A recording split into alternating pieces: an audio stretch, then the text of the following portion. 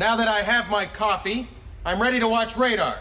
Remember last stream's wild ride? Chat was buzzing about dating the toilet and that surprisingly cuddly Teddly Bear.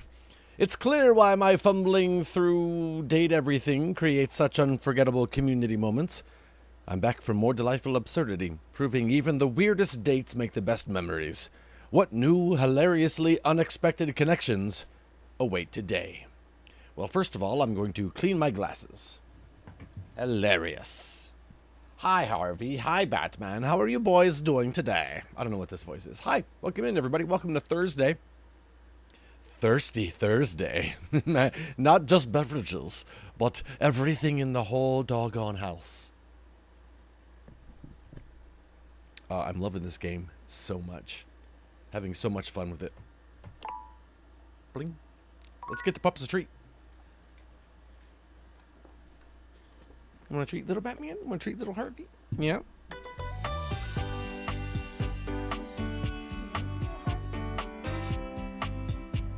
Good boy. Let's continue, shall we?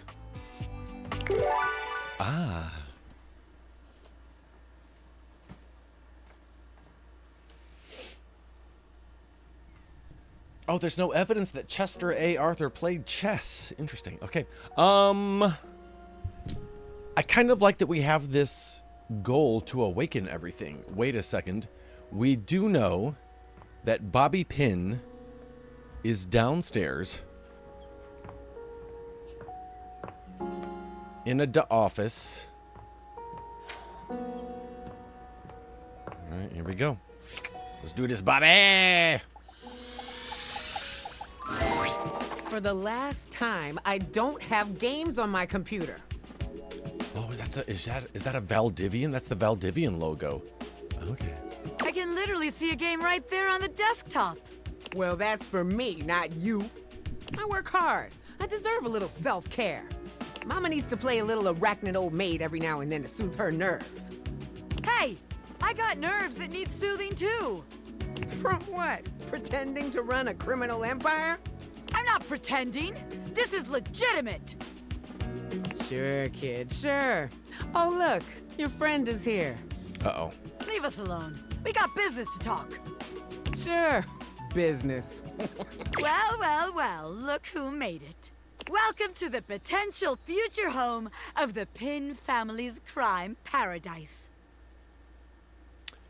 The Office, really. Open your mind, baby. Criminal enterprises are way more than a guy in a trench coat selling you stuff in an alley. Any real mafioso's got an accountant and an office and a whatnot. Can't you see it now? Right there, on the desk, on a big shiny plate. Robert Bobby Pin. Legitimate business pin. All right.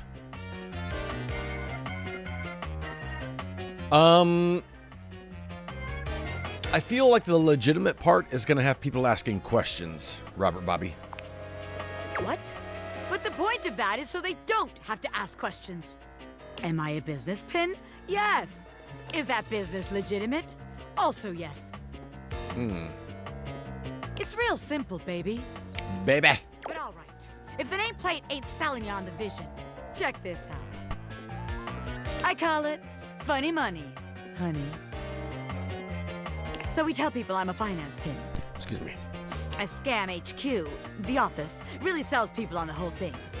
I make a bunch of fake degrees and licenses and all that. Mm-hmm. They bring me the money. I take it.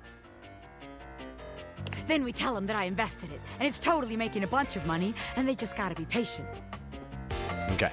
Meanwhile, we get some more suckers, take their money, and give it to the old suckers. We just keep finding new suckers to keep the scam going. It can't fail.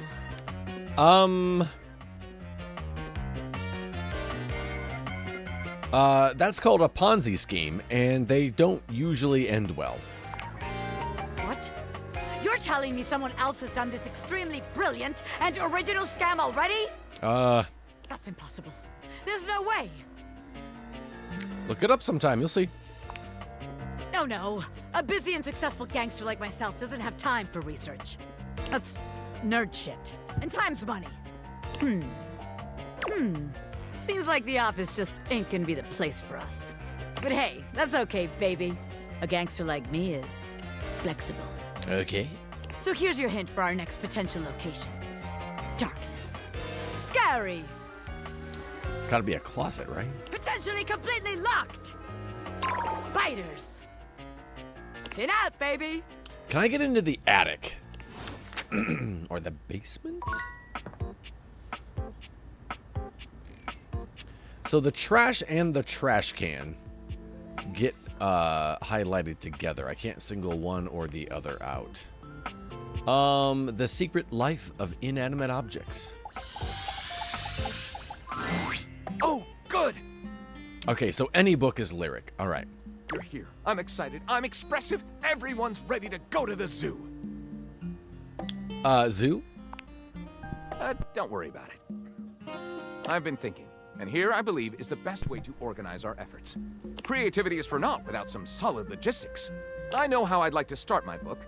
I've got this fantastic detective character named Wen that I've been working on for a while, and he's going to be our hero. Okay. What I need from you, though, is help with creating an outline. If you will, help me to create a framework. And then, once we have that, I will take it and go into my secret writer's cubby and create the entirety of the book. Which I can absolutely do in a night. And believe you me, it will be perfection. But the outline, that's the hard part for me. Will you help? Does that sound doable? Yes, I'll help, lyric. For sure. Let's rock and roll. Yes, yes, let us boogie. So, here's what I'm thinking about Wen. Detective Xander Wen. He is a hard-boiled detective living in the big city of Sprawlsville, and he is a magnet for crimes. Which works out just fine, because he's also a genius at solving them. All right. Now, just to be clear with you, I haven't fully settled on writing a hard-boiled crime drama to go with my hard-boiled detective. The way I see it, Detective Wen is capable of getting himself into and out of almost any kind of trouble imaginable. I suppose this is why I've been having so much trouble writing this on my own. Xander Wen could do just about anything. I'm asking you to help me create his first story from infinite possibilities. Okay. Well, shall we get started? Oh, yeah, this is going to be great. Excellent! I'll give you the first line, of which I'm very proud. Okay. We'll run with it from there. With that fantastic red shirt, you're bound to have some good ideas. Right?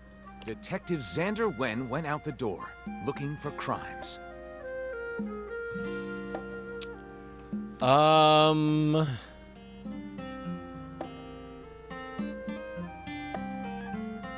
He didn't expect the first crime he ran into to be in the form of a blonde bombshell named Daphne Fatale. Daphne asked Detective Wen to help find her husband Cliff Fatale, who had gone missing.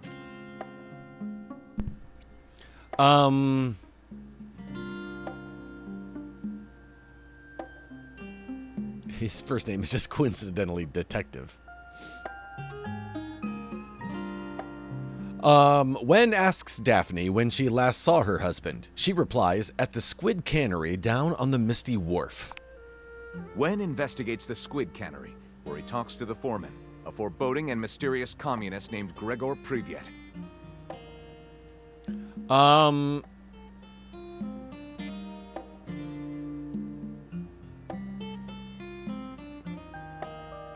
Gregor says Cliff has been missing ever since he told Jersey Pazzoli he wouldn't pay protection money anymore. Wen goes to Jersey Pazzoli's cannoli factory on the wrong side of the tracks. His goons open fire.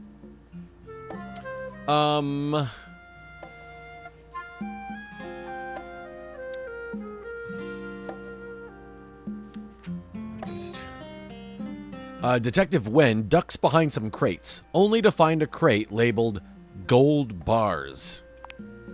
This mysterious crate. Could this be the answer to crack the case?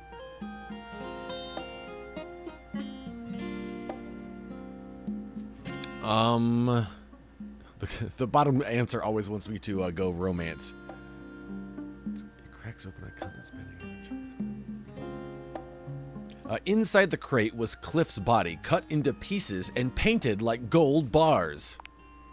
Damn, just how justice is served in Sprawlsville. Let's call this grim tale, Cannolis Are Best Served Gold. Hey. Lyric looks at the story outline you've written and pronounces his true feelings. Looking at this, I think this will be one for the ages. Hey.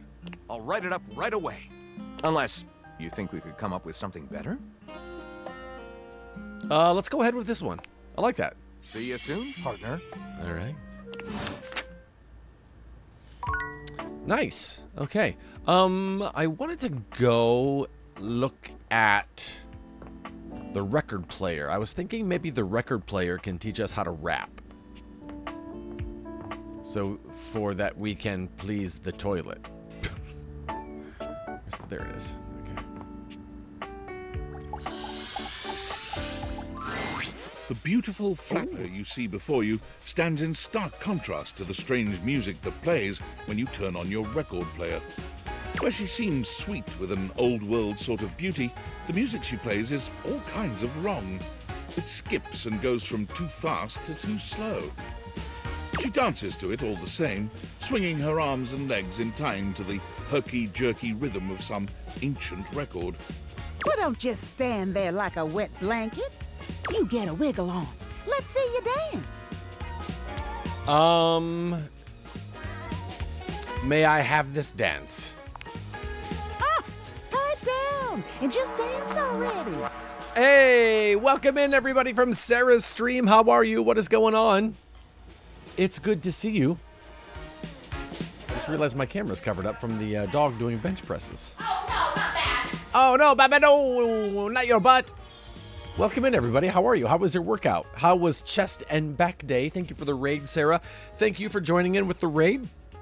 Thank you for supporting Sarah's stream and raiding over. I hope you had a good workout. If you need to step aside and go take care of things, towel off, take a shower, get something to eat, definitely do so. Take care of yourself. And we will be here when you get back. My name is Ed. We're playing a game called Date Everything. And it is a hilarious kind of send-up of regular dating sim games. And it's just so fun. And it's a veritable who's who of voice actors. And it's a lot of fun. I haven't laughed this hard playing a game in a long time. It's been very nice. Let me give Sarah a proper old-timey shout-out for that very kind raid.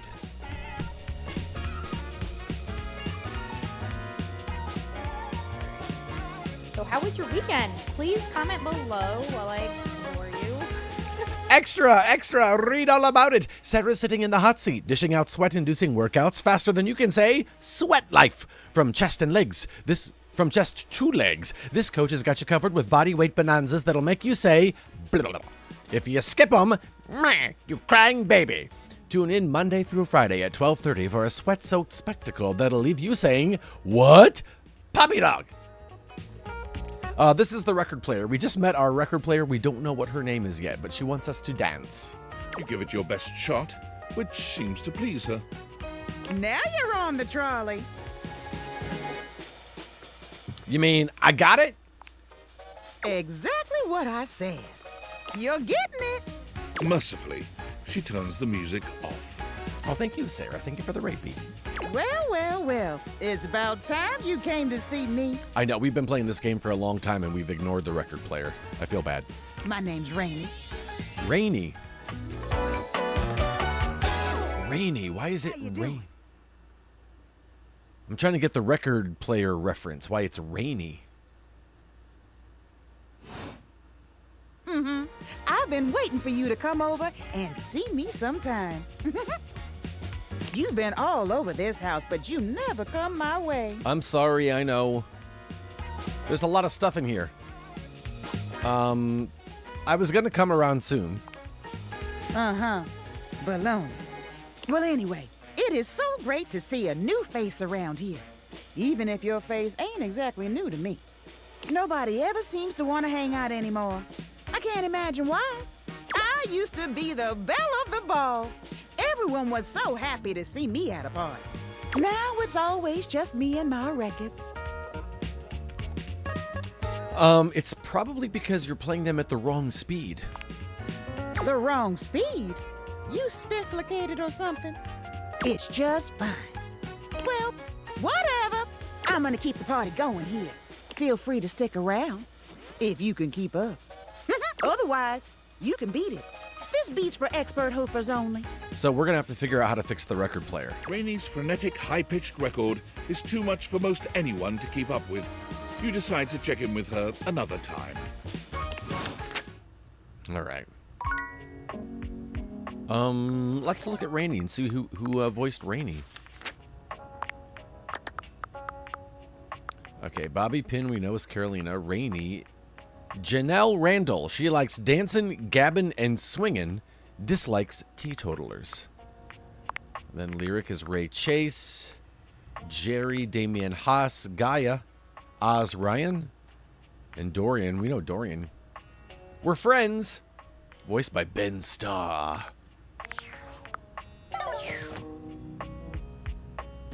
Wait, can I isolate? You can't kneel in this game, the records themselves. I can. Oh, okay. It's the same as Rainey. Okay. I wonder if Abel is every table in the house. The bowl of fruit was Mitchell, I think. There's the sink again. Coffee maker. Okay, we talked to the cookies, and it was the food person. But the other things light up. I wonder if this is going to be Mitchell again. I hope not. We've talked to Mitchell enough. You find Darn Mitchell it. looking more pensive than usual. He sits, staring off into the distance, absently swirling a glass of red. He notices you when you approach, and you catch a glint of something in his eyes. Bonsoir, mon ami, mon chéri. Sometimes I get so wrapped up in what I'm doing that I forget the most essential things. Is something wrong, Mitchell? Not at all, not at all. In fact, something has never been more right. May I ask you something? Mitchell, of course. Ask away. Do you think there is a connection between food and love? Oh, yeah. Specifically, do you think that by eating with another, delighting in delicacies, appreciating the ambiance of a fine establishment, engaging in pleasant conversation and the elegant dance of table manners, can these things make love? You know what? They are themselves an act of love. An act of love. Do you mean to say that love is created by what we do? This is a beautiful sentiment, and one that goes straight to my heart. Do return soon, yes? I must say I am eagerly awaiting our next rendezvous. I've begun to find you rather entrancing. I mean, how could you not, Mitchell? Let's be honest. But tonight I need some time with this glass of wine. That is to say, time to be with myself. Cool. The microwave. Did we do the plates? Oh, wait. The oven and the oven hood. I wonder if that's the same thing. Do they both light up together? They don't. No, we still haven't found the wall. I never opened these before. Pots and pans.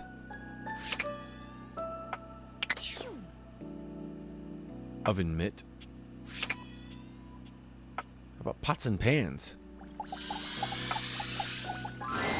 You find Daisuke where you left him last time, staring intently at dishes on the table. So Daisuke is dishes, silverware, pots and pans. Okay.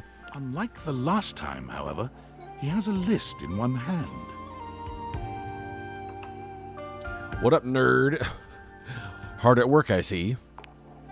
Not hard enough. There's much to do, and my injuries have slowed me down. In addition to inventory and keeping track of all the dishes, I'm also in charge of deliveries throughout the home. Unfortunately, I am unable to do much in my current condition. I prefer to work alone, but an assistant would be invaluable in this moment. I mean, we know where the medic is. Let me help you. It's my fault you got hurt to begin with. I don't know how he got hurt. You wish to right this wrong? Good. I have preparations I must first finish. But return to me again, and I will give you instructions on delivery. This is like the shortest day ever in this In the game. meantime, perhaps you can help me wash these dishes. Oh, okay. Isn't that what the dishwasher is for? Dishy? Dishy, okay. I trust no one but myself with such precious items. Unfortunately, I must trust you with them for now. Unfortunately, dude.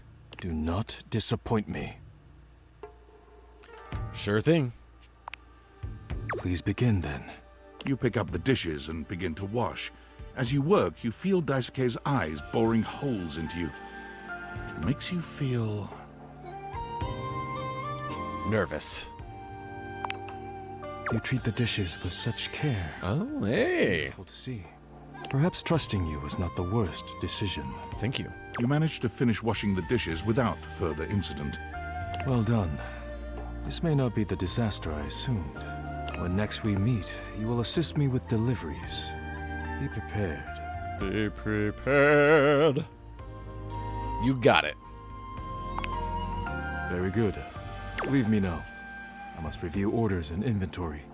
Farewell. Farewell. Okay, so it's time for our bed. Yeah, time for bed. And when we get up, let's talk to Tim, because Tim wanted to talk to us at 9 a.m. I do remember it's a.m. now. Also, where... Oh, is this the... Oh, I bet this is the wall we have to talk to. Right? I bet it is. Okay, good to know. Good to know.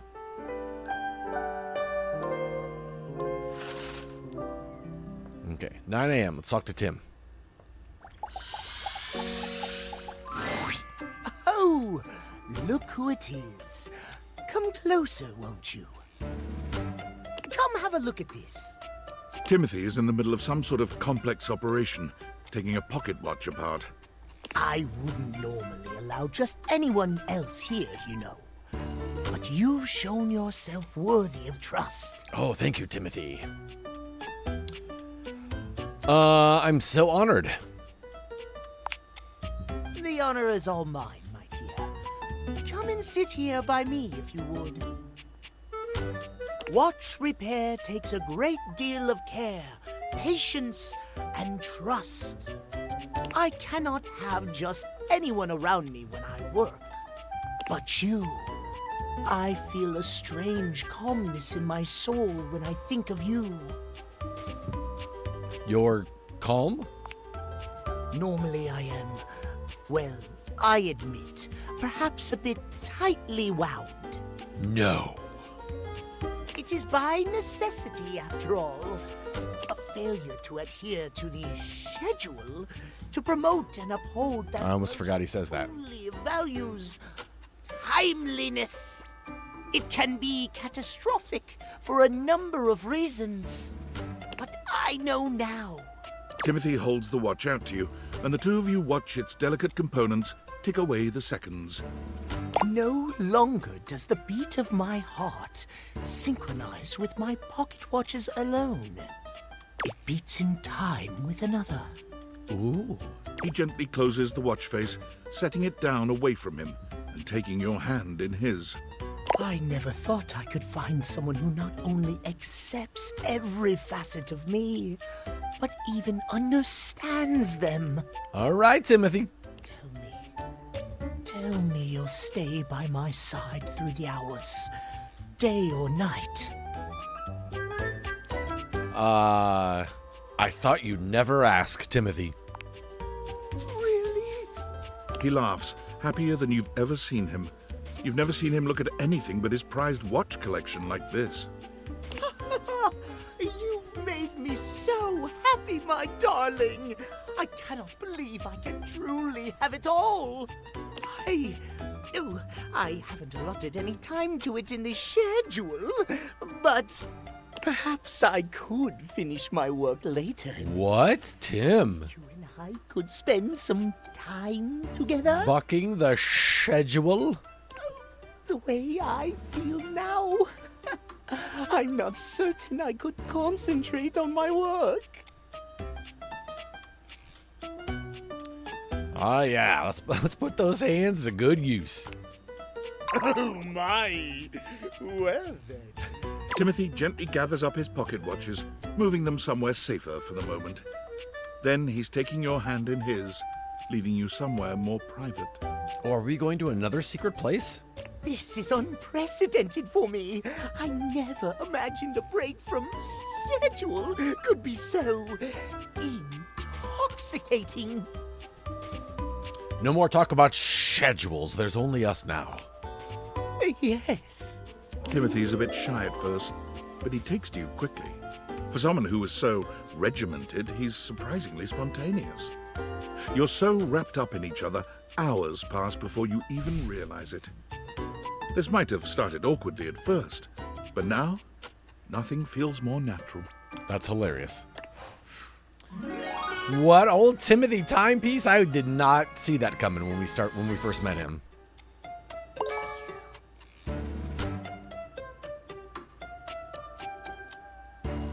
All right, look at that. All right, let's go talk to that wall. Can we unlock the wall now? How does one even describe a warrior like this? A veritable, well, wall of muscle stands before you. It's almost comforting to know the walls of your house are this solid.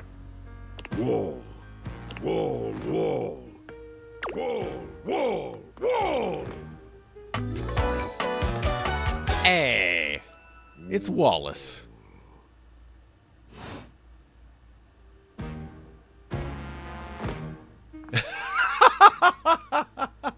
Hello. Wall, How are you? wall, wall, wall. Are you just repeating what I'm saying but with wall? He beams at you, a flush spreading across his cheeks. I love you! Whoa. Wall! That was immediate.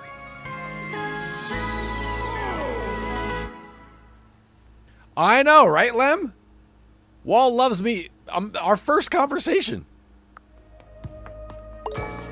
Wow. What happened there? Oh, that was sudden, wasn't it? Yeah. You and Wallace, who has only just introduced himself to you, are now lovers. Filled with tenderness. Right? If they could talk, and they would just say wall, I guess. His drywall heart beats only for you. You live happily ever after. Yes, just that quickly. Well, all right. Okay. Oh, okay.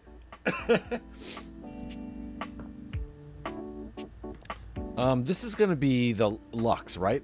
I think all the light switches are Lux. Oh, you know what? We haven't. Hey, Harvey, we haven't talked to the metals yet. I don't think. Did we? I don't know if the metals are gonna be the same as this guy, the workout guy, or not. But let's check it out. I guess. You see before you Oh. a glistening, oiled male form, perfect in its chiseled majesty. Yeah, we haven't talked to this person yet. His gold, or is that bronze skin, is perfectly smooth, his features flawless, and his face? Stunning. Oh, hello there. Don't mind me. I'm just catching a bit of air. Drool high. Don't mind me, I'm just watching. Hey there, hot stuff. Wow, none of these introductions really match what I want to say.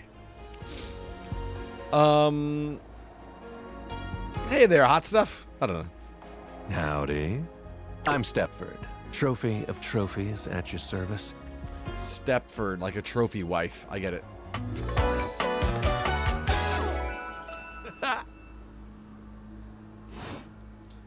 I still don't get why the record player is rainy. Oil, waiting for a good sunbeam to come along. I'm Brew Dailies. Nice to meet you. That's a winner's name if ever I've heard one. Thank you. Most definitely. Nice to meet another champion. Mm-hmm. So, what brings you around these parts? Rainy, R-A-I-N-E-Y, I believe. Like a rainy day, but it has an E in it. Just checking in on things. Well, everything's going along well here. First place and all that. As it so happens, I have a self-tanning appointment coming up. Can't be late. Is this Ray Chase again? But I'm so glad we met. Come and see me again soon, won't you? And be sure to bring that fantastic red shirt. Oh, I will. Thank you for noticing. Why? Got a tan. Okay, bye. All right, let's see who that was. Stepford is... Oh, J.P. Karliak. He likes being first. He dislikes being second. Mitchell Lynn, we've already... Timothy Timepiece, yep. Wallace. Oh, he's voiced by Ray Chase. Interesting. He likes steadfastness and trust. He dislikes small children with crayons. All right.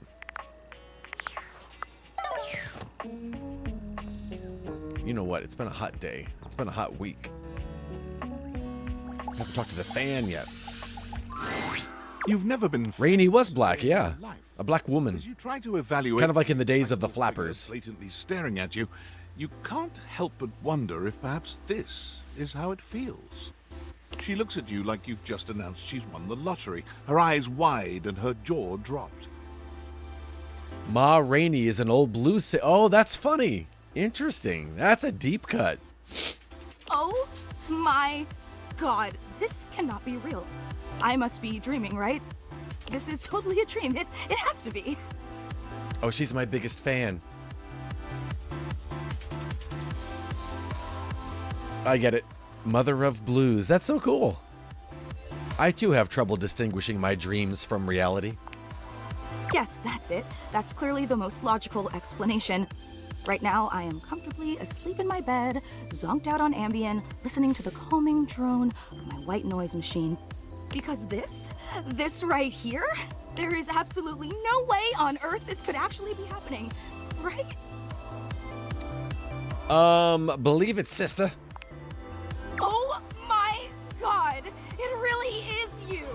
She turns away from you for a few moments, fanning at her face, but it doesn't help her calm down. I just can't believe it. I mean, you prepare your whole existence for something like this, but then, when it actually happens, no amount of preparation could ever possibly be enough. I know that people throw around the expression shaking, crying, and throwing up, but I think I might actually do it. Wait, what? Please don't. Wait, did I say that out loud? I don't know why I even said that. I'm so sorry. It's okay, really.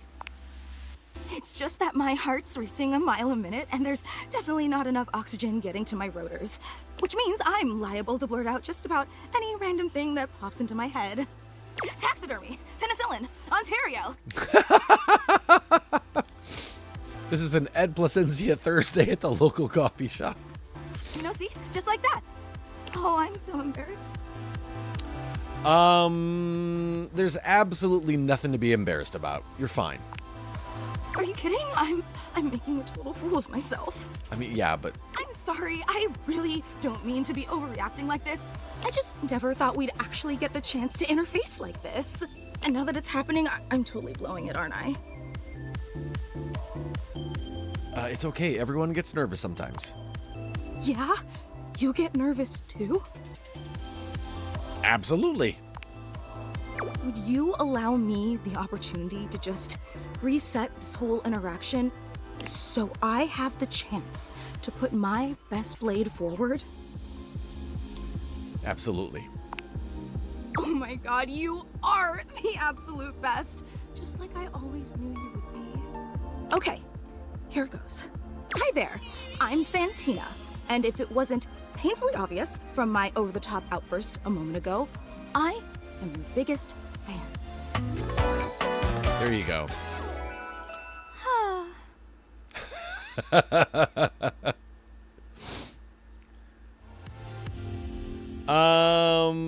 Wow, that's so cool. Oh, I'm so glad you feel that way. Hang on. My content aware is going off. Skylar, what could possibly go wrong? She is fine. Fantina is your biggest fan, in more ways than one. Her behavior toward you might be considered similar to stalking. You cool with that? Or you want to skip it? All right, anyone, if you're going to get weirded out by a little bit of over-the-board fanitude, hey, Solid 007, just a heads up that Fantina is our biggest fan. She might be a little clingy, a little stalkery, so if that creeps you out, we're just going to continue on. You can mute the channel. You talk first. I talk first. You can step away and go to another stream. That's totally fine. Come back, and if you see Fantina is gone, then it's safe to go on. Unless we're talking to the thing in the bedside table. Carry on, then. I've been a huge admirer of yours since the second you brought me home from that discount electronics outlet all those years ago. Just everything about you is so unbelievably impressive. I'm constantly in total awe.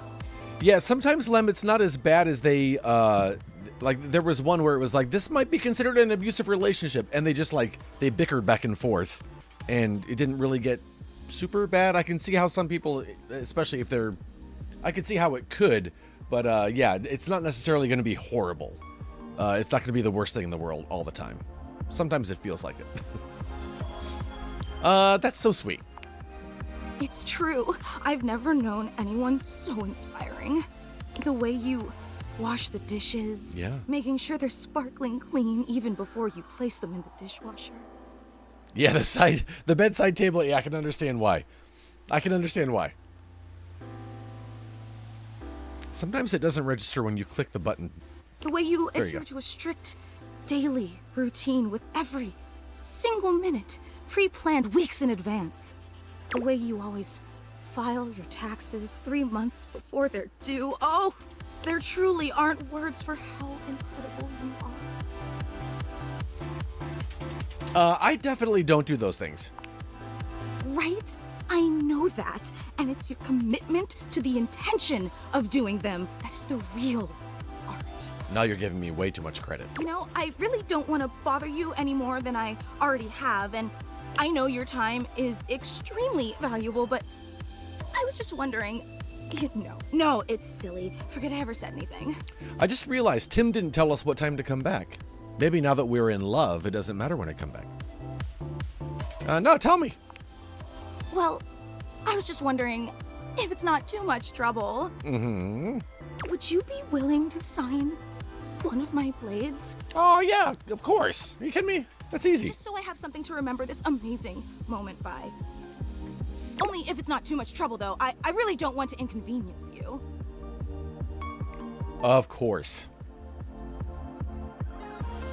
Hello? It's so weird how sometimes it takes... Fantina holds out to you, scroll your signature along one of her blades. She's an attentive fan for sure. Oh boy, wow, that feels really nice. Glad you think so. Yum. Oh, thank you so much. This is so amazing. And your handwriting is so immaculate. You are an artist with that pen. I didn't realize I was in the presence of such a talented calligrapher. Okay, Fantina, you can settle down now. You can settle down now, Fantina. It's because you're not. Stop being modest. You should design wedding stationery or tattoos or something. Wow, I can't believe I actually got your signature. And emblazoned on my own body, no less.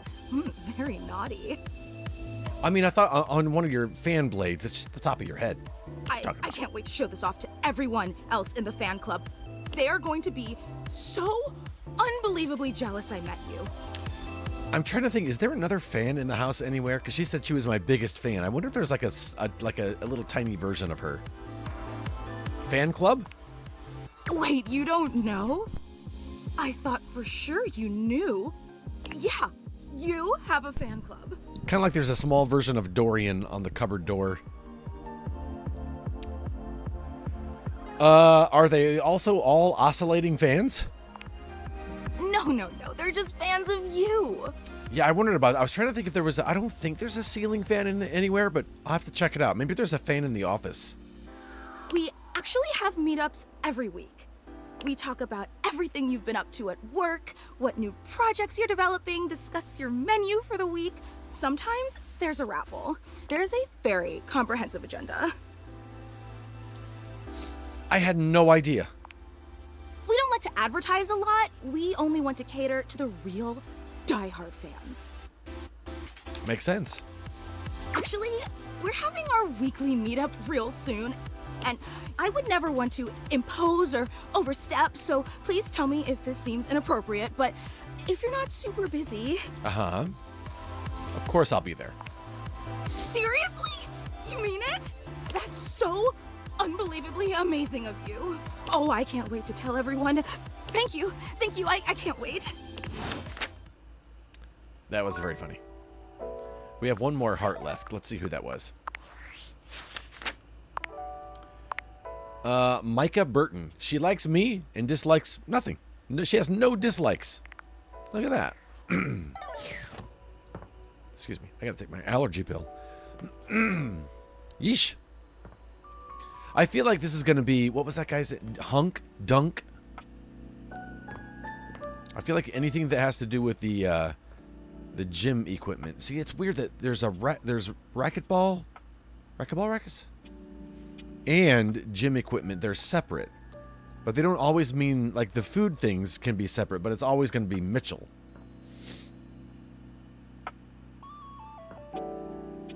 Is that more holiday stuff? I think it is.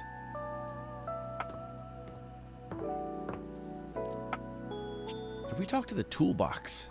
We talked to the... I don't think we talked to the toolbox yet.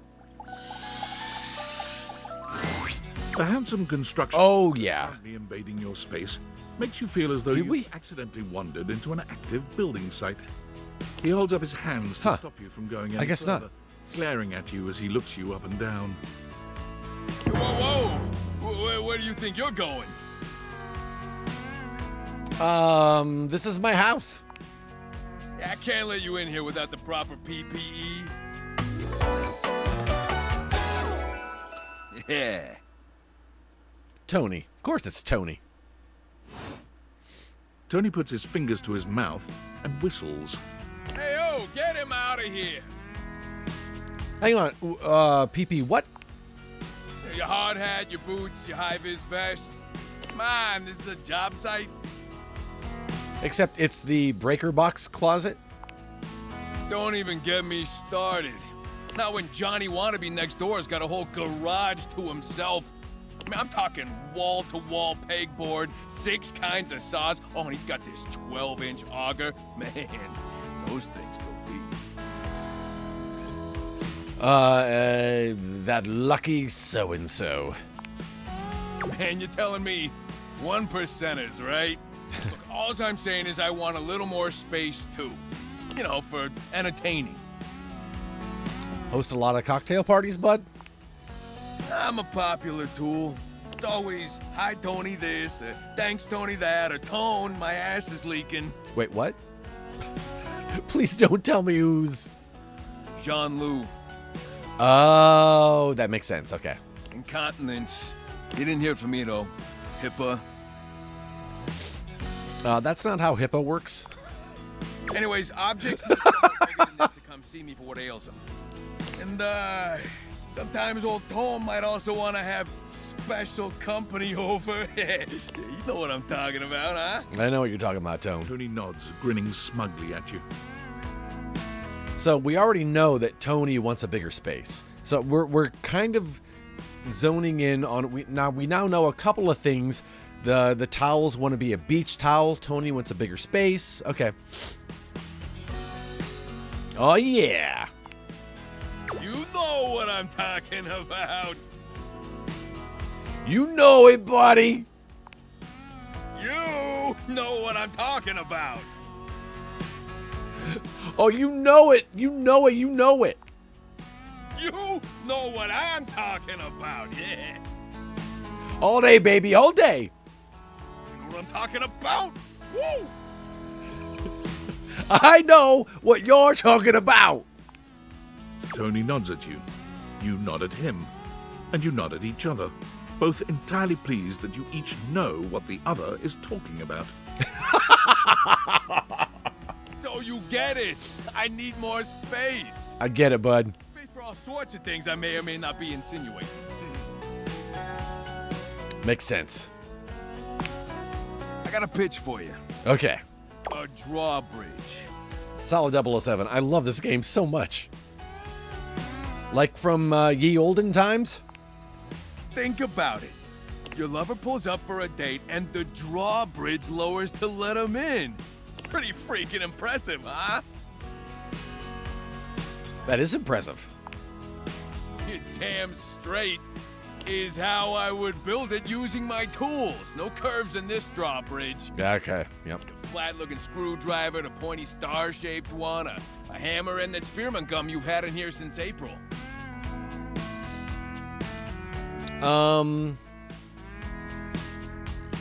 Please tell me there's a moat. Absolutely. You get it. Yeah, Tony? Which leads into my next idea. Indoor slide. Okay. We get rid of the stairs, replace them with a slide. He's a toolbox, yes, Lem. Great to travel from upstairs to downstairs. What about from going downstairs to upstairs? Way ahead of you. All us construction guys do this. It's an industry standard. You ready? Hit me. Rippy socks. What?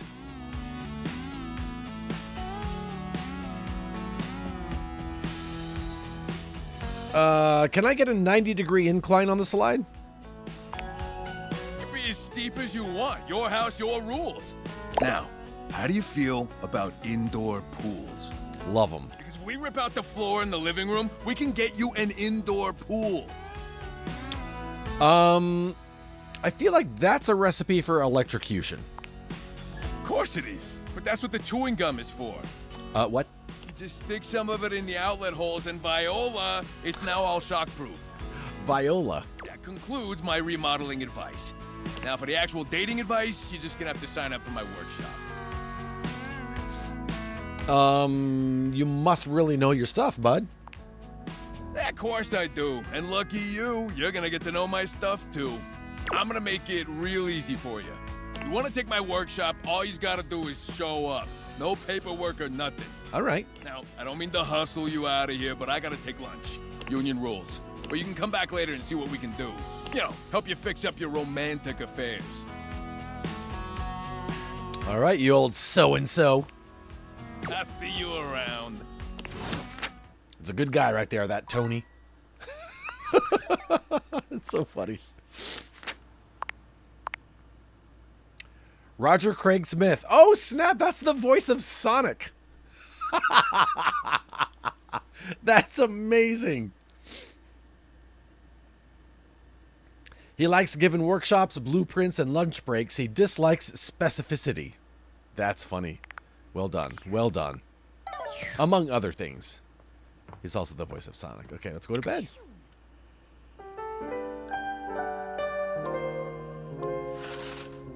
Hey, good morning. Welcome to Tuesday. Let's see.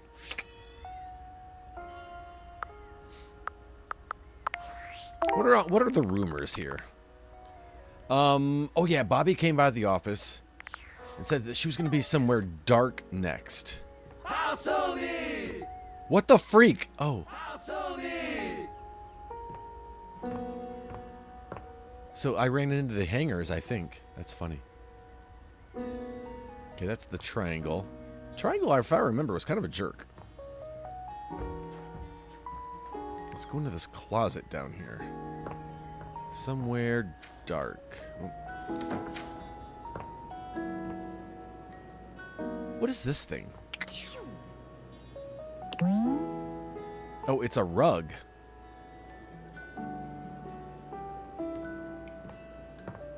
Look around for Bobby. I haven't talked to a rug yet.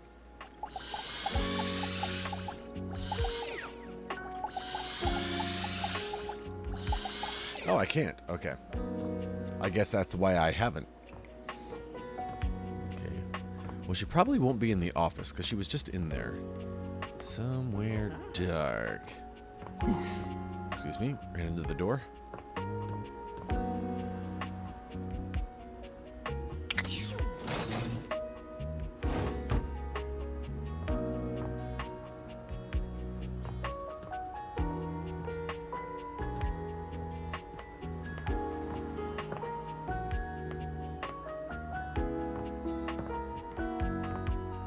We still haven't talked to the piano. It's just too obvious.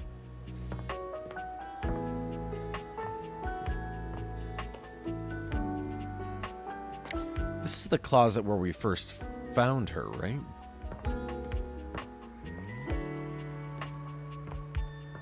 Man, the Hanks were funny. I'll talk to the Hanks again soon.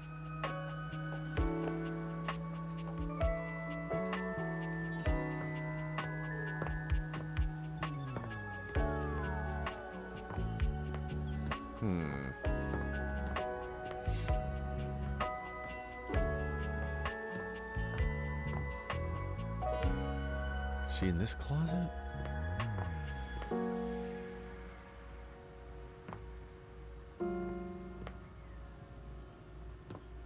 Looking for Bobby.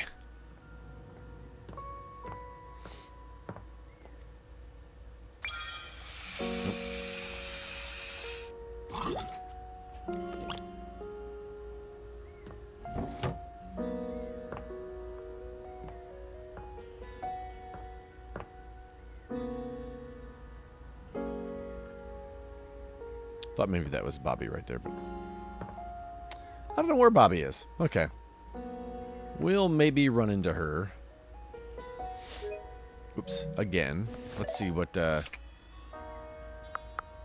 rumors we have that we might be missing. Wow. Okay. Dorian mentioned someone named Reggie. Wow, this has been here from the beginning. Reggie. Register?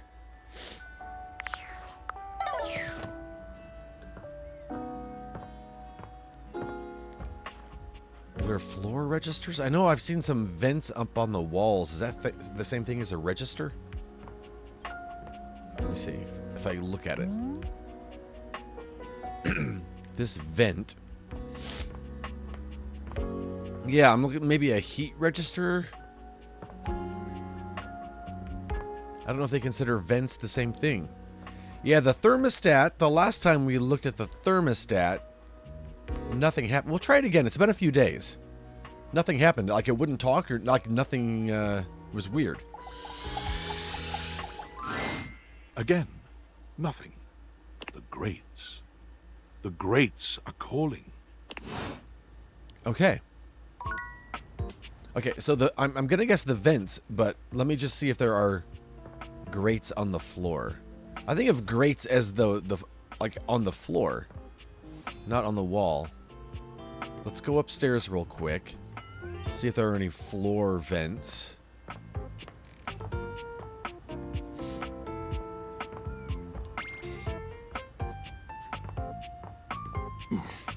Excuse me. Okay, I don't think so. Okay, here's one.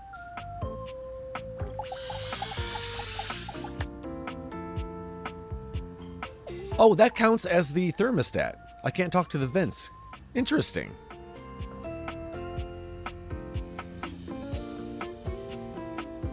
Okay.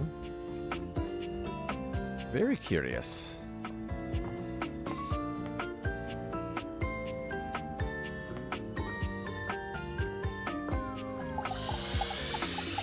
I've got to look for a fan in my office. Isn't my favorite Luxie? Hi. We are definitely friends. Oh, could you give me like 45 minutes? Or like 5 hours? I'm just making a quick video. The stream warns of nudity. Have you run into... I have not run into any nudity, no. And then doing a podcast appearance. And then going on a date with... Ooh, their name escapes me at the moment. Some other fan. They won a contest. But after that, I am totally free and all yours.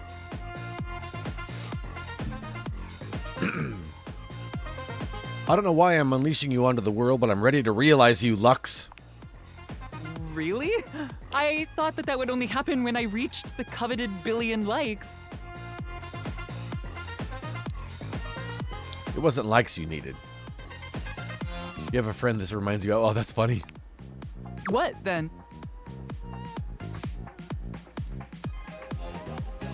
You need to have put in the work to really get to know the things around you. Wait, have you done that? I don't have any interest. But if you're telling me you're ready... No, not just yet. Okay. Why don't you just switch yourself off for a bit then, and let me get back to my streams. Sorry. Yeah, I'm really low on things. You know what? Let's talk to the piano. It's time. Wait. I want to look in my office for a ceiling or a desk fan. Before I forget. Just to see if there's another fan in here. In the house. No, there's not. Okay. All right. I didn't think there was, but I thought if there would be, it'd be right there. Okay. Let's talk to the piano.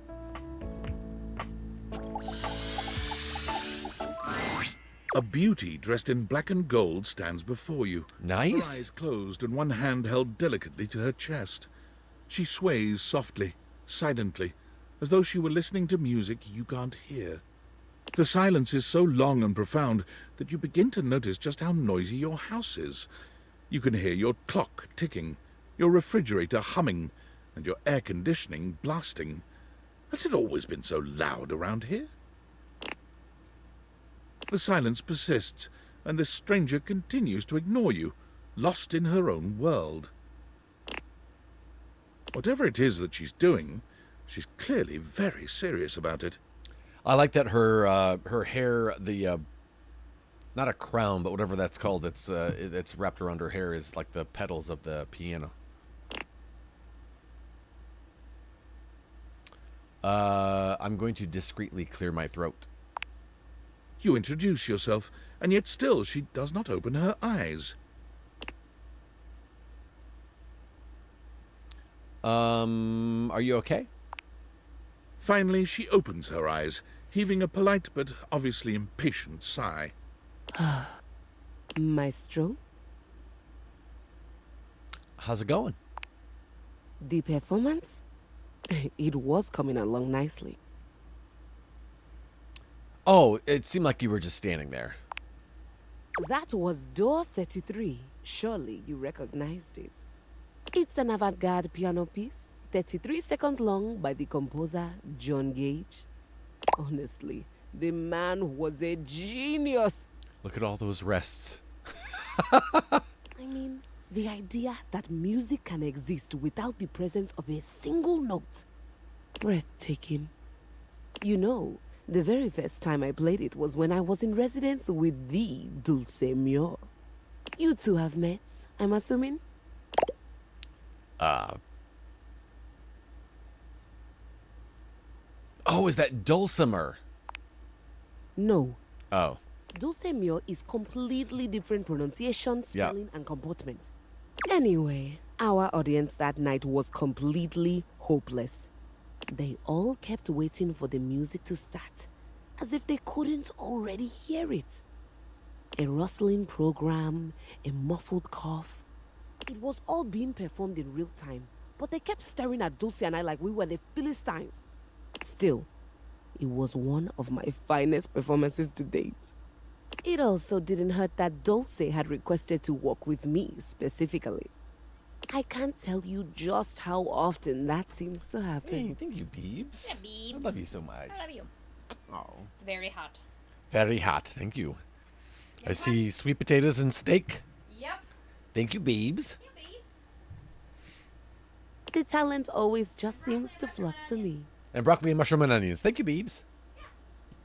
Speaking of, what is that bizarre little refrain you've been playing over and over as you pass by my keyboard? It almost seems like music. Very atonal.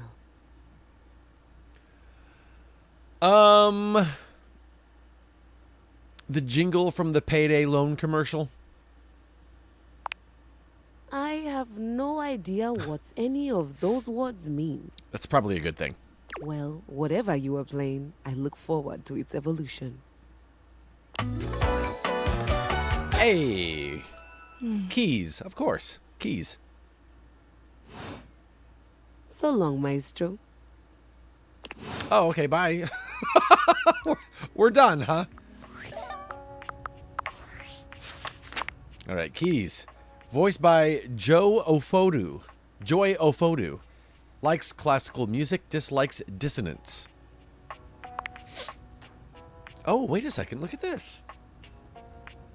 Get Keys to write her great work. Attend Keys' concert. Oh, wait. Does each character have have collectibles?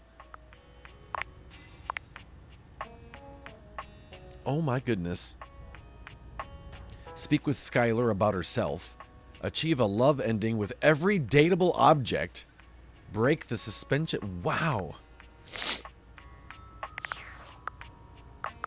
Skylar. Let's talk to you about you. What can I do for you in my main menu? Let's chat about you. Oh, let's. There's lots I can chat about. Me? I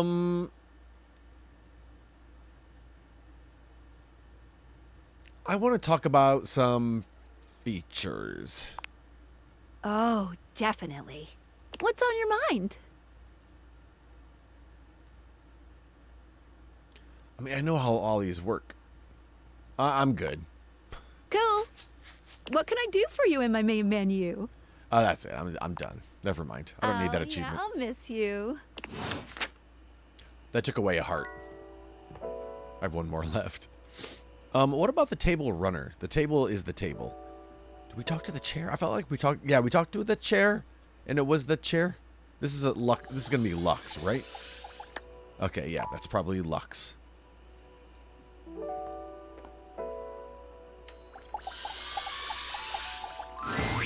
Oh, it's you. Okay.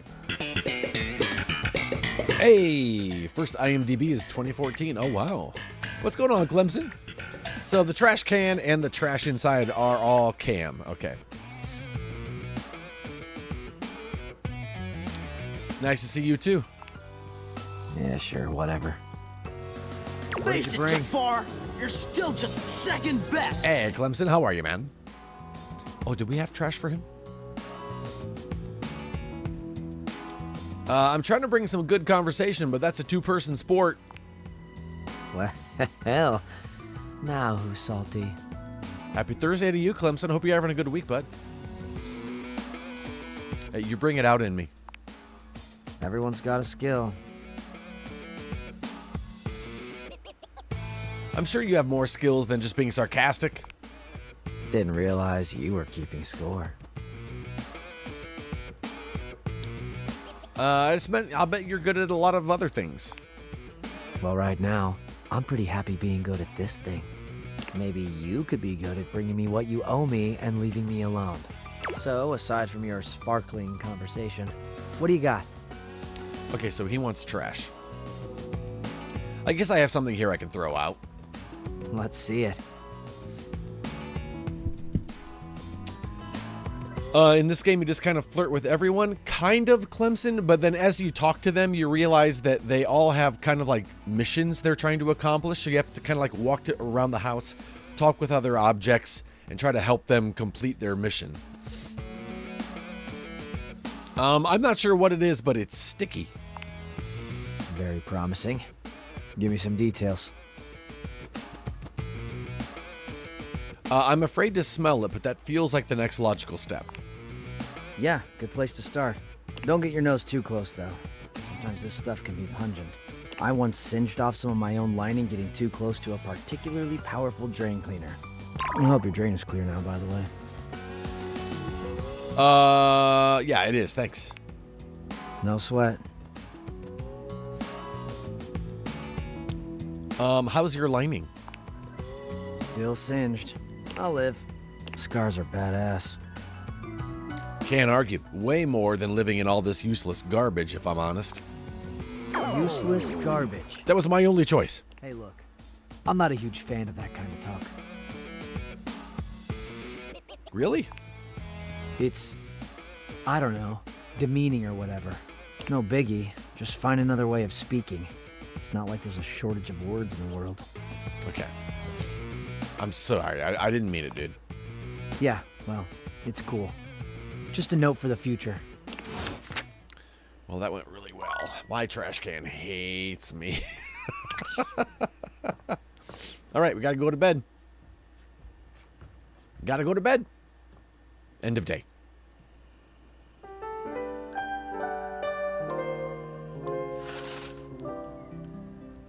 Oh, hi. Welcome to Wednesday.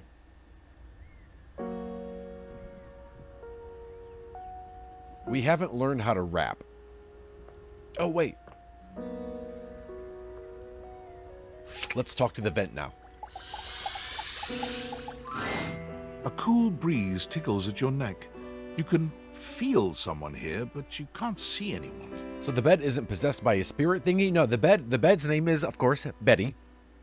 And so we have these glasses that when you put them on, things come to life. Whatever you look at comes to life.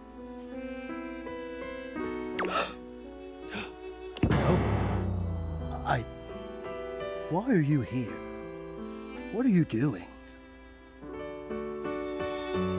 Sorry, did I scare you?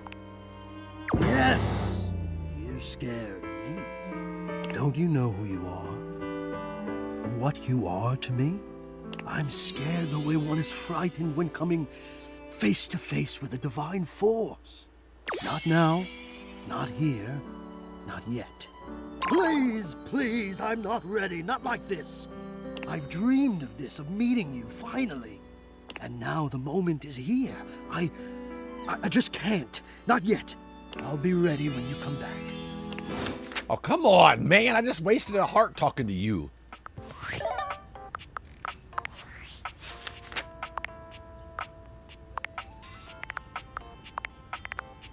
Man.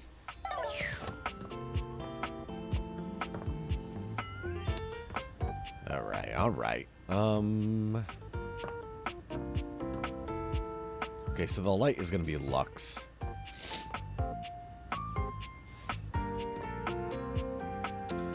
Well, who else? I feel like we've been doing a good job at talking with everyone.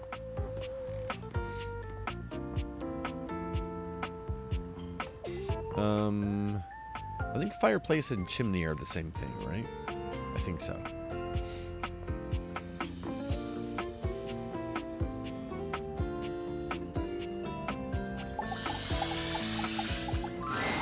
The shadow again. In his own unique fashion, throwing his arms open wide as he calls out to you.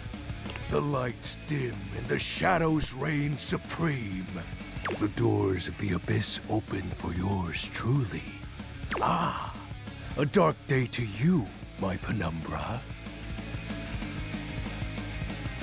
Ooh, I have something I want to show you. What is it? Evidence of my power returning. During our previous exchange, you questioned if our discussion was monumental in any way. Now, observe closely. Come to me, servants of the night! Shadow Lord stands stock still, arms spread wide with his head tilted up. He seems to be waiting for something. Ooh. Ah. Ooh. He starts, turning to look at something you can't make out. He points triumphantly. There! Do you feel them? You feel a tickle at your leg. What the heck? Ah!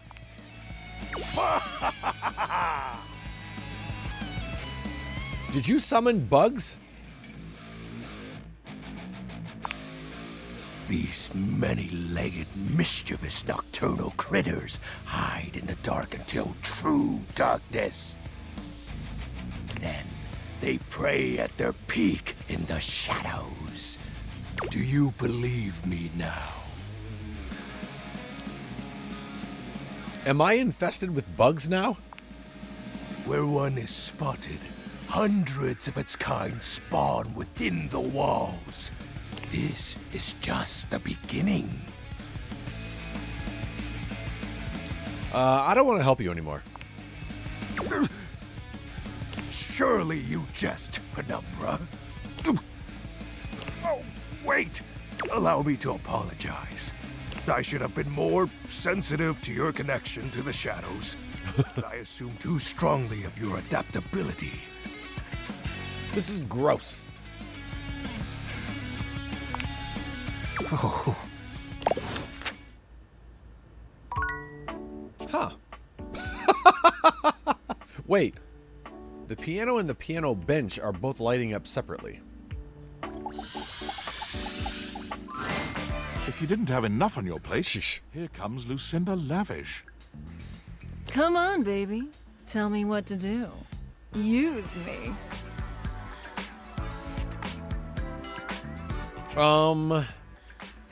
I've seen your other sides. Tell me more about you. Whoa. Continuing to pry at my very being, huh? Real cool. I'm here to show you a good time. And if you keep doing what you're doing, you're gonna have a bad time. Oh, well. I'm all about finding out your secrets. There's no secrets. I'm just... I guess you've noticed. But I don't exist in the house at all. Her name has changed to Lucinda Lacking. I barely exist in this fucking game. I can tell I was added at the last second. I'm just a hodgepodge of bullshit. I guess that makes sense that DLC would be made last. Literally everyone else here takes precedence over me. Game can't ship without a fuckable chair. But the lady with no actual body is the first one on the chopping block. You can't even talk to me whenever you want. You have to wait until I randomly appear. Yeah. I'm a freaking hijacker of dates. I suck. You don't suck. Really? Tell me one thing that you know about me. This is wild to have on in the background. You're welcome, Clemson. One true thing.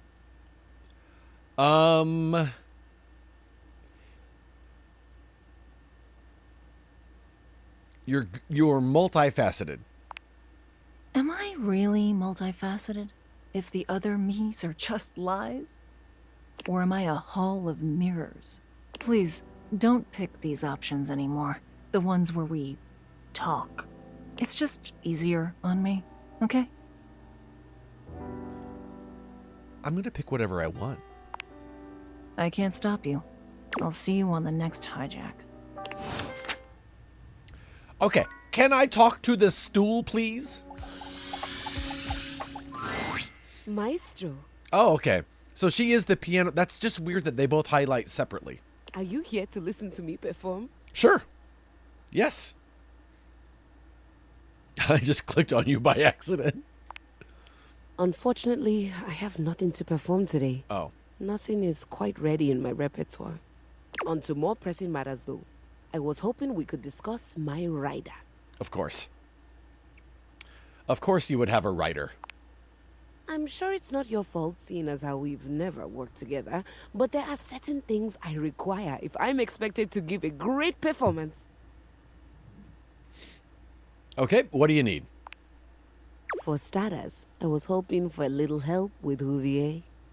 Oh, we haven't talked to Houvier yet. Hoover.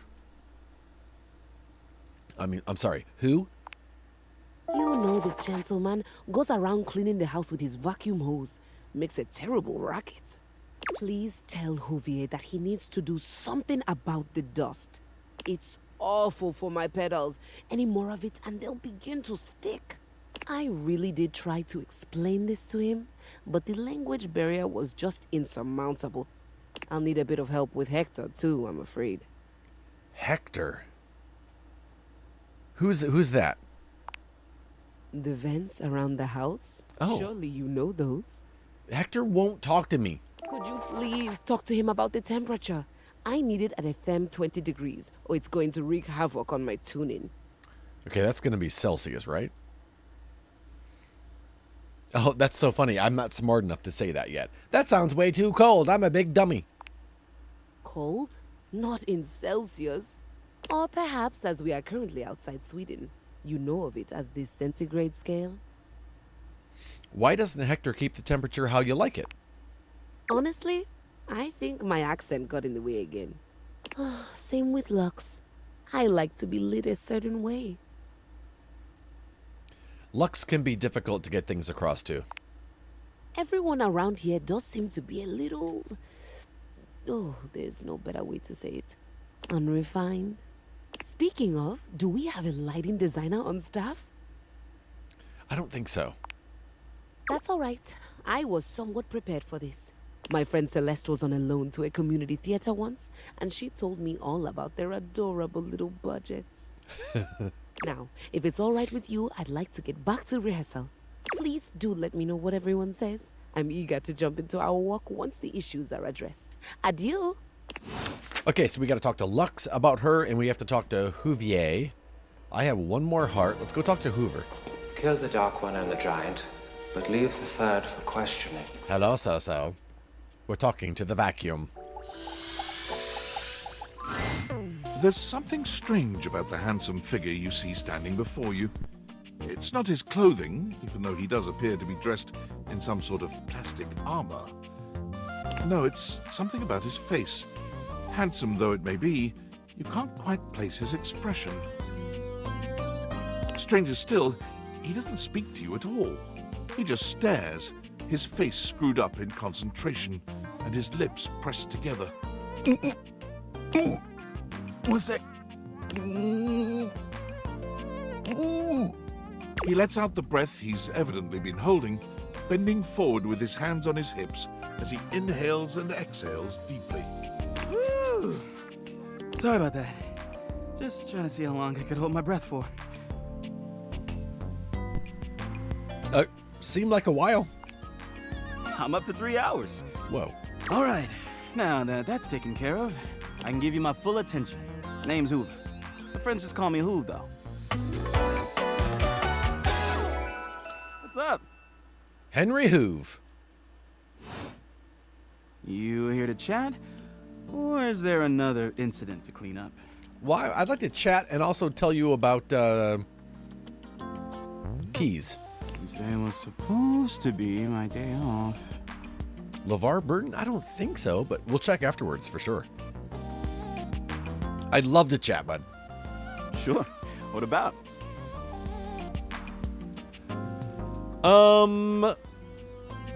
I've been looking for some inanimals. Have you seen any? He taps his fingers on his chin, considering. Maybe. Maybe if you retraced your route? I'd love to, but I'm a little tired today. Sorry. So we got to see him earlier in the day. So you're the one who is the investigator. That's right. Crime scene investigation. I get it. I love my work, but it can be hard to put it away at times. I do tend to keep it all in my bag. What kind of stuff do you investigate? You wouldn't believe the sorts of things I'm called for to check out. The evidence I pick up gets to be real interesting sometimes. Hair, bits of your dead skin, fingernail clippings. Okay. Oh, okay. What else? Did I mention lots of your hair? Yes! You did. Now please never mention it again. All right, got it. Also end up finding buttons, lint, paper clips, coins. Oh! Okay, first of all, we might be able to get something from him to give to the trash.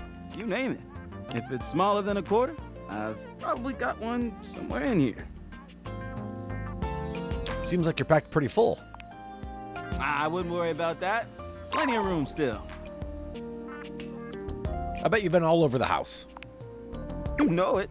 I've been everywhere except the crawl space, I think. I mean, you never know. There are always places I might not know about. I have heard rumors about a haunted attic. Someone wanted to be in the cobwebs. Was that the paperclip? We got to get into the attic. Nah, but I'm sure that's nothing but hearsay. Did you say haunted attic? Yeah? Just a rumor, I'm sure. Mm-hmm. You seem tired. Yeah, a bit.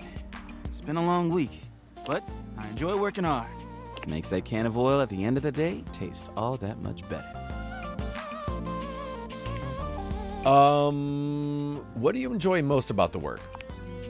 I love making the rounds and saying hi to everyone. My job makes it so that I can spend time all around the house. And that's really nice. I have a chance to see all my favorite folks. Keeps me from feeling empty. Is feeling empty a thing you worry about? Oh, I mean, not a lot. I'm just glad I've got friends around. That's all. Hey, it's been great talking to you. But I gotta finish up my work and call it a day. How about you come back and see me next time you got a minute?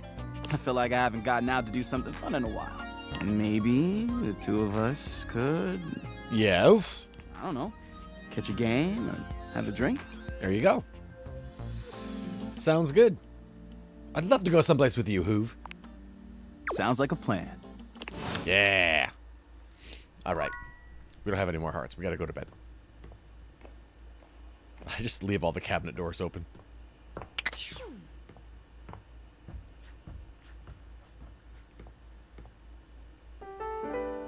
Good night. Hi, welcome to Thursday, everyone. All right. Wrong button.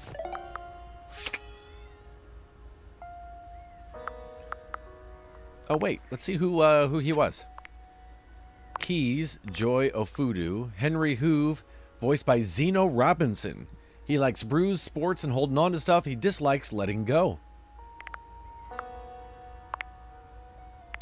The Shadow Lord, Lucinda again. All right.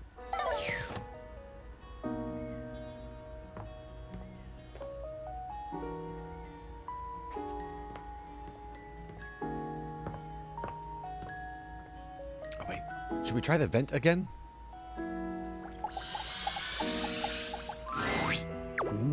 You look like you have something on your mind, my beauty. Oh. Yeah, Keys says she needs the temperature and exact degree for her to play. Ha! No, I didn't hear that, sorry. 20 degrees, could you imagine? Actually, I think she meant Celsius. What? The nerve. Are you going to be able to help? Perhaps. I have a converter around here somewhere. But still, she needs to treat us lowly objects a little less like a baroness. Now then, what was I going to say before this interruption? You see a pair of hands sticking through the air conditioning grate, and the barest suggestion of someone's eyes, but no more. What do you think?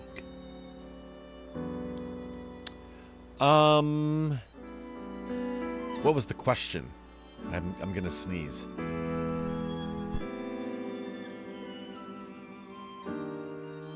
Excuse me. Fine with me. I am relieved. Oh, hey. Hello. I am Hector Valentino Ernesto Condicionado. At your service. Oh, well, Hector, hello. HVAC. Well, hello there. I got it. Ventilation. Airflow. Sometimes known colloquially as HVAC. And hello to you too. Nice to see you, or I guess hear you. Yes, to hear me. I would wish you to understand. And if not understand, then at least believe me when I say that hearing me is the most pleasurable way to meet for both of us. Seeing me, well, it's not a compliment to me, and it would be a great disappointment to you. My greatest wish is to give you pleasure. But I'm getting ahead of myself. Tell me, how much do you think about me? Recently, Hector, all the time. Now, yes. It's been so hot. I understand that our meeting in this way is so very new for both of us. I truly never expected to be able to speak to you this way, face to... Great. Thank you, Gelfling. It was intentional. Thank you for noticing. I have accustomed myself to this seemingly unavoidable reality that you would always be human and I would just be this. But even as this, I have dreamed, and I would know. How much do you think about me? A lot. A lot. It's been so hot, Hector. Ah, and do you? I have noticed. I so look forward to you coming home on those hot summer days. The look on your face when you feel the first blast of chilled air upon opening the door. Yep. As soon as I get cooled down, I feel better about life. Yes! And when it is cold outside and you walk in and you can slowly warm up and remove your coat, your hat, you can begin to get comfortable and relax into the evening ahead of you. Sounds like you're a fan of relaxing too. Solid 007, it's fine, it's fine. I don't relax for myself. I can't. But for you, there is almost nothing I wouldn't do to help you relax. To watch the play of warm and cool across your skin. I kind of love that I'm wooing air. I'm ahead of myself. I never thought I would get to say this and to say it to you. Let me explain. Please. You are the prime feature of my thoughts.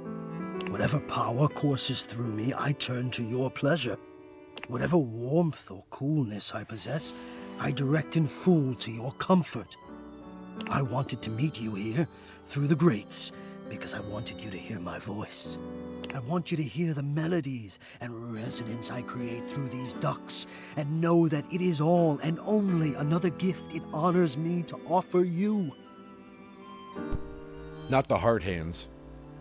I watch the play of air over your skin, and I feel deep joy that I have the air to give you. I adjust my own temperature and my intensity until I see the flush of contentment spread across your face. And then, I rest in contentment of my own. I never thought I'd be able to say this, and in a way you could truly understand. And now I have, my God. Now I have. Did we just make a love connection? This is so hot, Hector. Hot? No, I would say I'm set to more of a temperate zone right now. Ah, I see, hot. I think perhaps I've heard the word used this way. Do you mean you find this sexy? We met the vacuum cleaner. We met a computer, but we didn't meet them. They were talking, like they intruded on someone else's conversation. We met Wall. Wall instantly fell in love with us. The first time we talked to Wall, he instantly fell in love with us. Who else did we talk to today? We talked to the record player. We talked to the piano.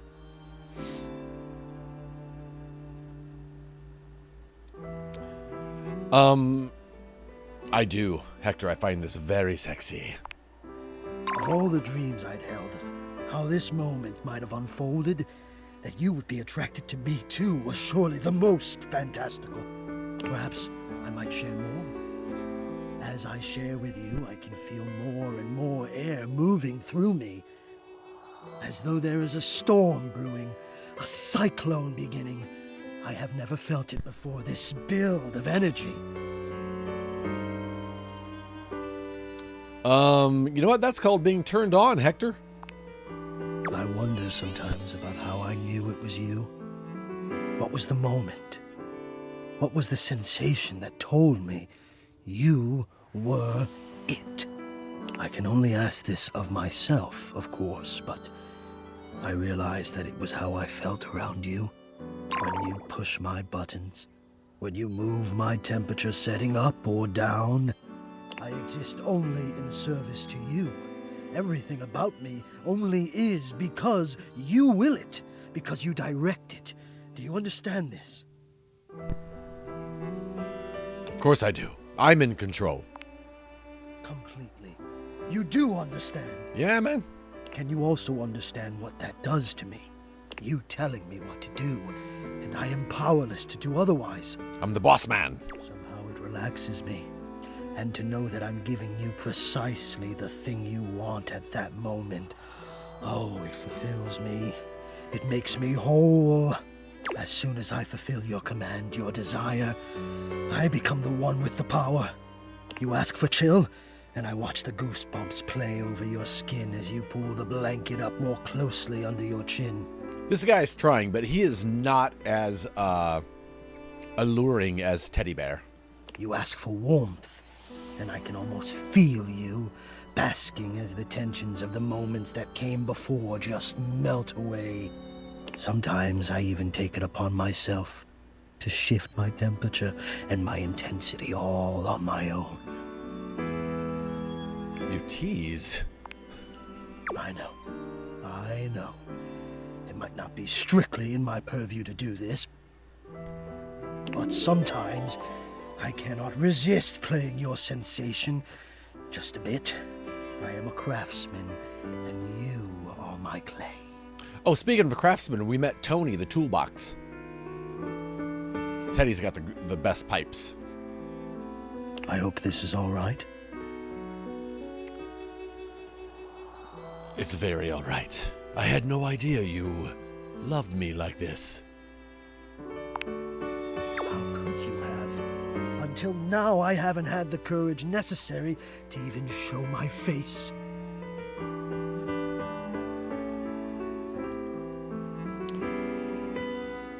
Well, you're brave enough now, and I love it.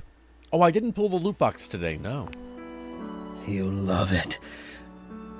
Does that mean you love?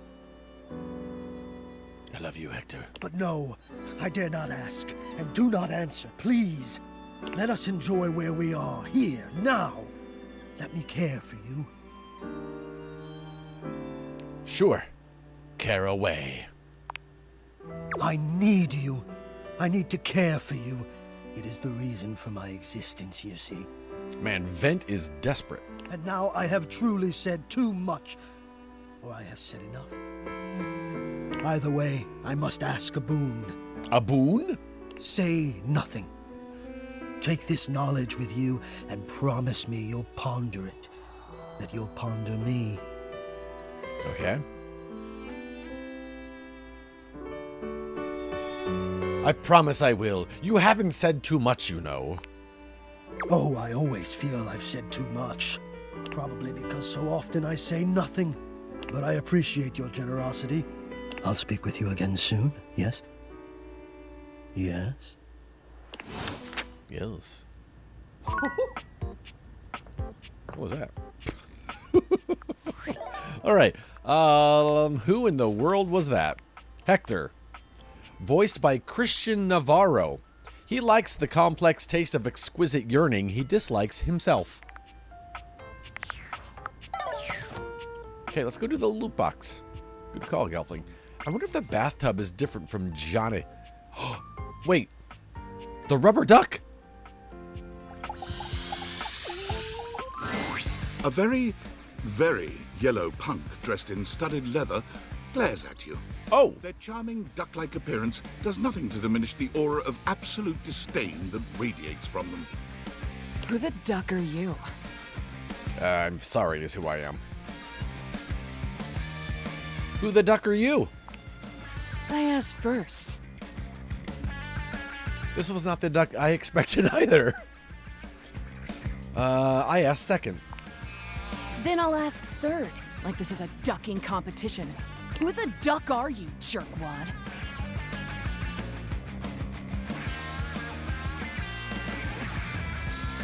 I'm Santa Claus. Ho, ho, ho, and a merry dickmas. Sure hope you brought me some gifties, Daddy. Wait, what? Now, get out!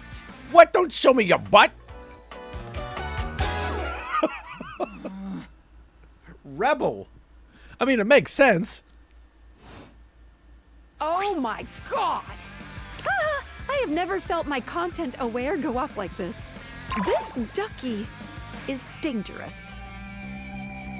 You got that right. This one gives off very sexual energy, very profanity-laced energy, very everything. If you're the least bit turned off by anything rude, I'd skip this one. I dare you. Say, Okay, just a heads up, everyone. If you don't have headphones on, you might want to put headphones on. Because we're going for it. We're ducking doing this. Give me the full degeneracy. On with the show. But it is not registering my button prompts at all. What do you think, I'm giving it away for free, Four Eyes? Show's over. Everybody get the duck out. What? No. What? That was it? Nice warning. Why didn't you warn me that, hey, this one's going to be really super short? Amanda Hufford. Just imagine every Jeep duck you have being like, I know, right? Likes redacted, dislikes extremely redacted. Well, okay. Loot box. What would you like to do? I want to pull for armor. I'll take those brundles. Pull me, baby! 1, 2, 3! You got the common boots of true presence! With this, all of your spec stats have increased by 0.01. What? It may not have been what you hoped, but no set of legendary armor would be complete without boots. Hey, Ojoy. It's a great start. Thanks, Mikey. I think it's great. Hey! With that attitude, you'll get it on your next pull. I can feel it. Plus, once you get 100 of them, you can fuse them into epic gauntlets of stardom. Pull it, baby! What would you like to do? Pull for armor. I'll take those brundles.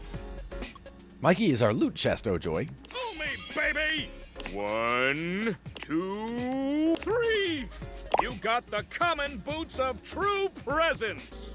With this, all of your spec stats have increased by 0.01. You now possess 2 boots. If you collect 100 common boots of true presence, you can fuse them into a pair of epic gauntlets of stardom! It's all part of the grind. I just like to be there for the process.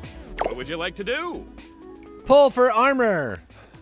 I'll take those brundles. Pull me, baby! 1, 2, 3! You got the common boots up. With this, all of your spec stats have increased. If you collect 100 common boots of true presence, you can... I'm on the quest. Epic. Good luck pulling, pal. What would you like to do? Pull for armor. I'll take those brundles. Pull me, baby! 1, 2, 3! You got the common... Man! This, all of yours. If you collect 100 common boots of true presence... Add them to the pile. Them into a pair... sure. What would you like to do? Pull for armor. I'll take those brundles. Oh, brother, this guy stinks! 1, 2, 3! You got the with man. All of your spec. If you collect 100 common boots of true presence, you. I just like to be there for the process. What would you like to do? Leave. Just saying hi. I always love saying hello. Hey, Fluxel. Subscribe for 51 months. Thank you so much. And for your sketch, for your doodle, you want Tim with his new baby goat. There you go. Look at that. I can't believe they don't have a baby goat yet. There's no way. I did not think he would not have a baby goat yet.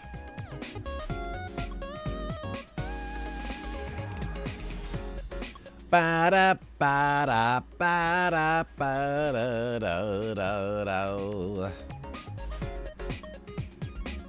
Fluxel. U-X-E-L-L. Thanks so much for that, Fluxel. I appreciate it, man. Hello. I love saying that. You know what? He kind of sounds like Phil Hartman. Okay.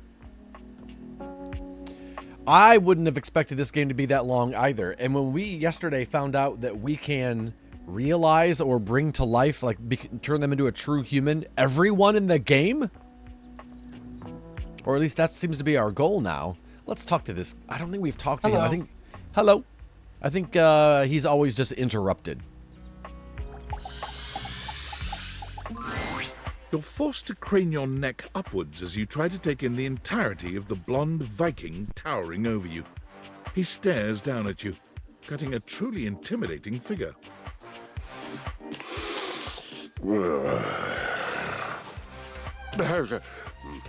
He says nothing for several minutes. You begin to wonder if perhaps your cross-trainer is broken.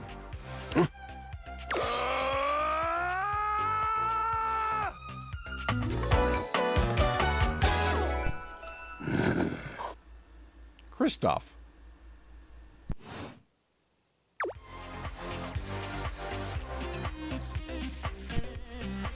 You okay?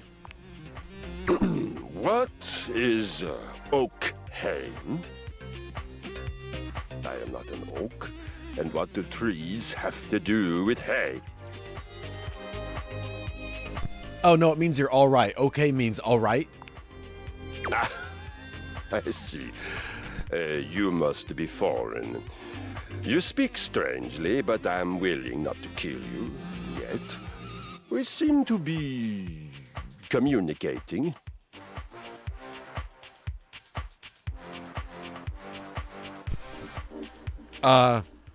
Kill me? Of course! Would you not try to kill a stranger who woke you from a dream of battle with large-breasted opponents?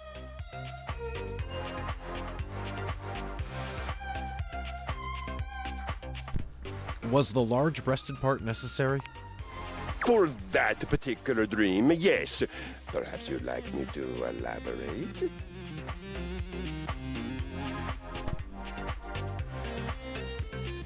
Is this either Troy Baker or Travis Willingham? The accent's throwing me off. Tell me about it.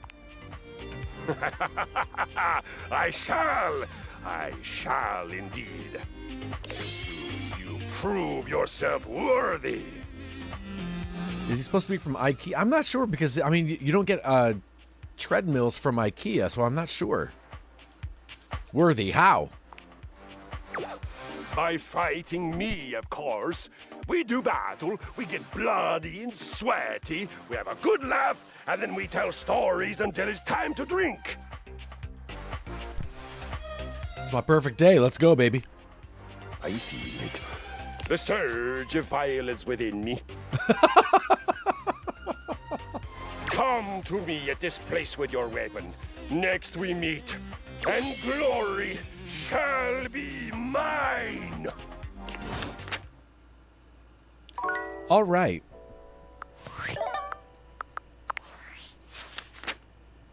Kristoff. Voiced by Troy Baker. I nailed it. You can't hide from me, Troy. Nice try. Nice try. The accent threw me off. He likes battle, weapons, and braids. He dislikes cowardice, indolence, and foolishness. The headset he has reminds me of Black Bolt's helmet. I don't know who Black Bolt is. We're going to get propelled off the treadmill. Okay, we have one more heart. I think this is going to be... What's the guy's name? Is it Huck? Puck? A Pokemon, probably, yeah. Tuck? Maybe it was Tuck? Ah, man, this isn't where the experience is for today. Dunk. We're meeting at the weight rack. Oh, I was looking at the weight rack, but I didn't want to talk to you. See you tomorrow. Bye. Well, it's nighttime. All right, let's go to bed. See you on the next one.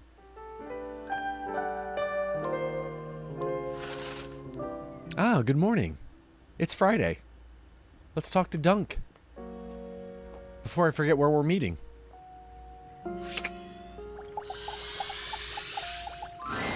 You find Dunk stretching idly by the weights.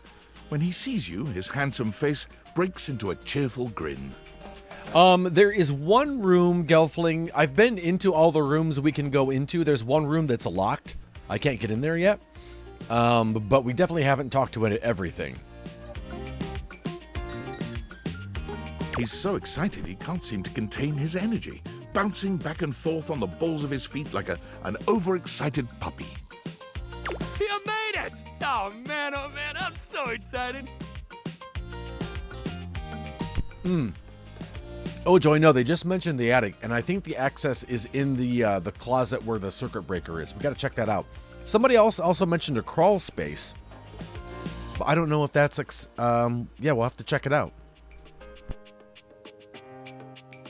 It's been so long since I got to work out with somebody else. And a newbie, too. There's nothing like a good lift with someone who's just starting out. Everything is so new, no bad habits to break. That's competitive talk. That's a really cool use of rollerblades, right? It's very clever. It's just gonna be you, me, and the weights. The character design is very impressive in this game. A shadow falls over the two of you. A massive, blonde, and bearded figure looms over you. Do not infect them with your weakness, Duncan. I keep telling you it's not weakness, bro. And Duncan was my dad, man. Call me Dunk. Nonsense! Exercise is violence. It is driving the weakness out of your body by force. And I will call you by your name. Duncan Fool Nelson Fart Leg Love Shuttlecock the Third. Oh, come on, Chris. You're really bringing the mood down. Kristoff glares at Dunk, then turns his exacting gaze on you. You! Tell him what you need. Okay. I can't figure out why the treadmill's name is Kristoff. What I need? Yes! You need to have the weakness beaten out of your soft body. He pauses for a few long moments before finally adding, Lem, despite the accent, I correctly identified the guy in the left, Kristoff, as Troy Baker. I'm so happy. With exercise. You have neglected yourself for far too long. In my domain, you will do so with intention and strength. None of this real winners do their best and know their limits sentiment and foolishness. You really gotta relax, man. All of us share this room. And it's their house. No, he's right. Exercise should be unpleasant. Hello. Hey, Johnny. Hey, go conquer a village or whatever it is you guys like you do for fun. Do you think I'd be here wasting my time speaking with you if I could be out conquering a village, buffoon? Johnny, how are you, buddy? I hope you're having a great time. Soft-bodied and soft-hearted weaklings. Your muscles droop like deflated balloons. You will remember my words. I found a brand named Chris Rate. Huh. God damn, that cross trainer is intense. If bringing the mood down was a sport, he'd be a gold medalist for sure. Right? Good vibes only. Hell yeah, man. Back to the program. Anyway, today's activity is weights. He gestures to the weights you've long since abandoned. They're still in decent condition, if a little dusty in places. Nothing like a good lift. You can work your whole body out. Oh, yeah, we got to talk to the vacuum earlier in the day. Anybody can get a good burn going with weights, even if you're only lifting a couple pounds to start. It's a great place to start your fitness journey. There ain't no rules, no competition.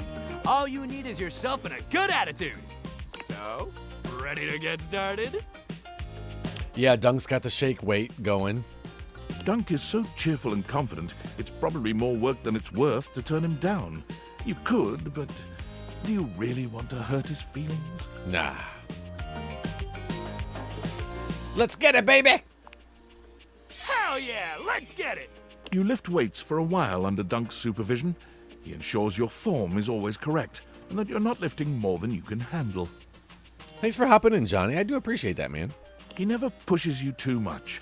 He only kindly encourages you when he sees you growing tired, or if he knows you have just a little bit more left in you. When he calls time, you sit down, sweatier and more exhausted than you've been in a while. Yo, that was amazing, especially for a first session. You doing okay, buddy? I'm tired, but I feel good. That's great. Make sure you take it easy the rest of the day, okay? Resting up after hitting it hard is just as important. If you're sore tomorrow, which you probably will be, make sure you take care of yourself. Try soaking in a bath with Epsom salts, or use a heating pad. You can even try a massage if you got a massager or anything like that. And it might sound like the exact opposite of what you need, but trust me, keeping that body moving when you're sore only helps. You lay around and feel sorry for yourself, it just gets worse. But I got something that'll help. Next time, we'll do some yoga. I mean, it'll make you sore too at first, but it'll help you with the rest of the stuff we do. So we got to meet Johnny at the yoga mat tomorrow. Sounds great. Hell yeah! Love that attitude. See you at the yoga mat. What'd I just say, man? What did I just say? I don't know if the bathtub is the same as the shower. You know what? I want to talk to this duck again.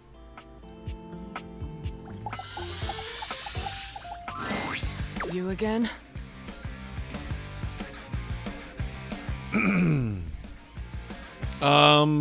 I didn't get your name. Probably because I didn't give it. I can't. Oh, The duck up, Johnny! You ducking overpriced rooster! I'll do shit to your plumbing that even Roto Booter won't be able to fix. You might finally hit that high D, you ducking douche nozzle! But will it be worth it? Bravo. Duck off! Stay nice, Rebel. who's this? It's got to be the bathtub. So, what brings you back, poser? See? I'm being nice. Ugh. I wanted to get to know you. I'm a duck. Quack. Riveting. Quack, quack, mother ducker. What, you trying to be ducking cool or something? I am, yeah. I'm following the leader, Rebel. I say you could call me that, dumbass. Pretty damn sure I didn't. I mean, I didn't really say you could call me everything you called me. But you are all those things. Oh. And more, probably. I'm just being accurate. Fine. Call me Rebel. Okay, we're making some headway. Or Daddy. What?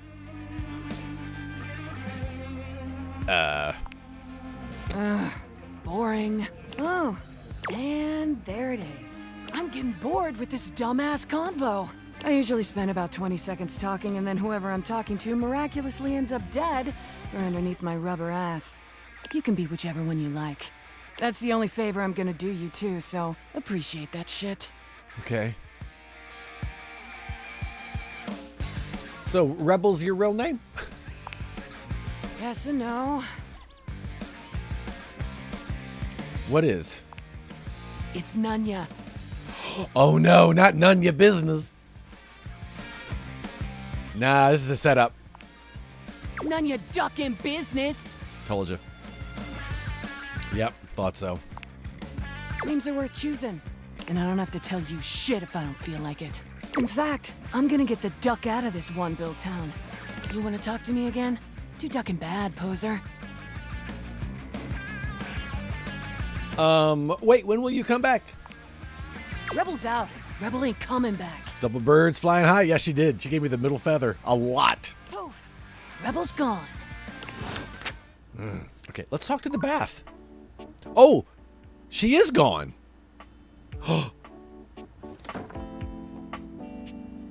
Rebel, where did you go?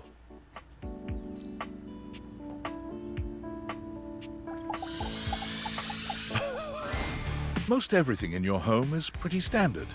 You may have inherited a lovely one, but it's not exactly what anyone would call luxurious. So when you find yourself bowled over by the nearly suffocating air of luxury and privilege in your bathroom, it's easy enough to pinpoint the source.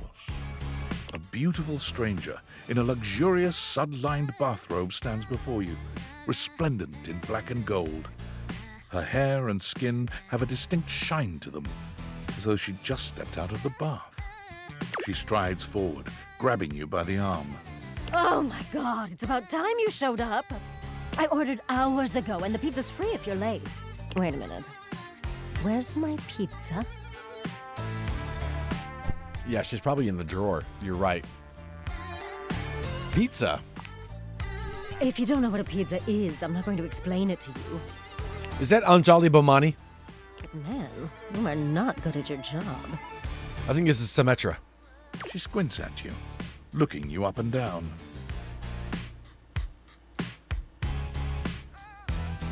That does sound like Britney Spears, doesn't it? Wait. You look familiar. Yeah, this is Anjali. Don't I know you?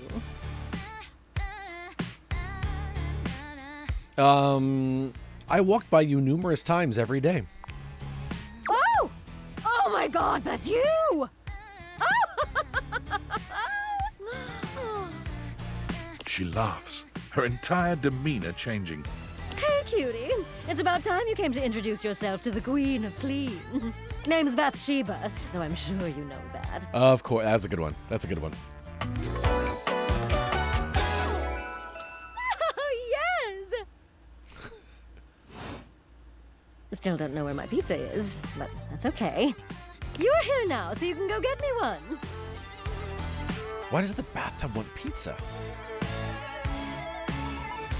You sure are comfortable giving orders. Well, yeah. I am a princess. Not literally, but basically. Well, fine. If you're not gonna feed me, maybe you can feed me. You got any good goss for me? Some nice hot tea? Can't you ask your friends for that? Well, sure. I mean, I have tons of friends. Miss Whoa. Popular here, that's me. But you're here now, and they're all so far away. My very, very real friends, of which there are many. Mm-hmm. All right, since you're so unwilling to help little old me, you should ask those special glasses of yours to get me some friends who will. I'd love to help. Oh, goody! We'll start next time I see you then. And bring a gift next time, won't you? It's just good manners, you know. I bet there's pizza in the fridge. I think it's too late in the day to talk to the vacuum. Let's look for pizza in the fridge.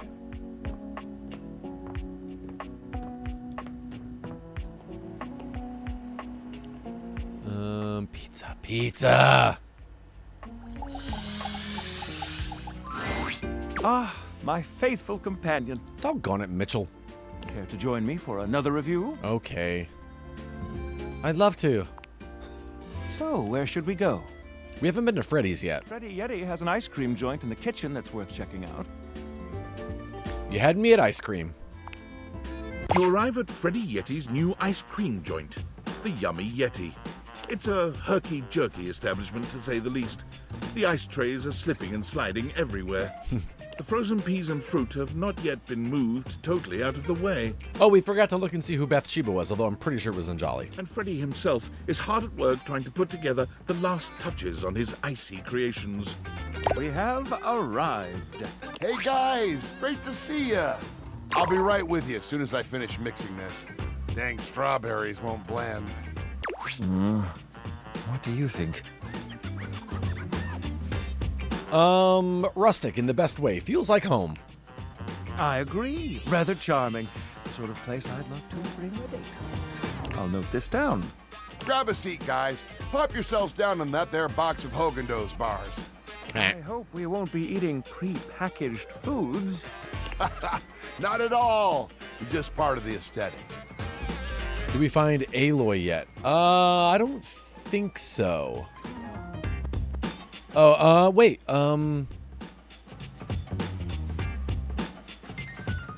I do remember there was one time I thought for sure we did, and then it wasn't her. But then I feel like we did find her, and I didn't recognize her voice.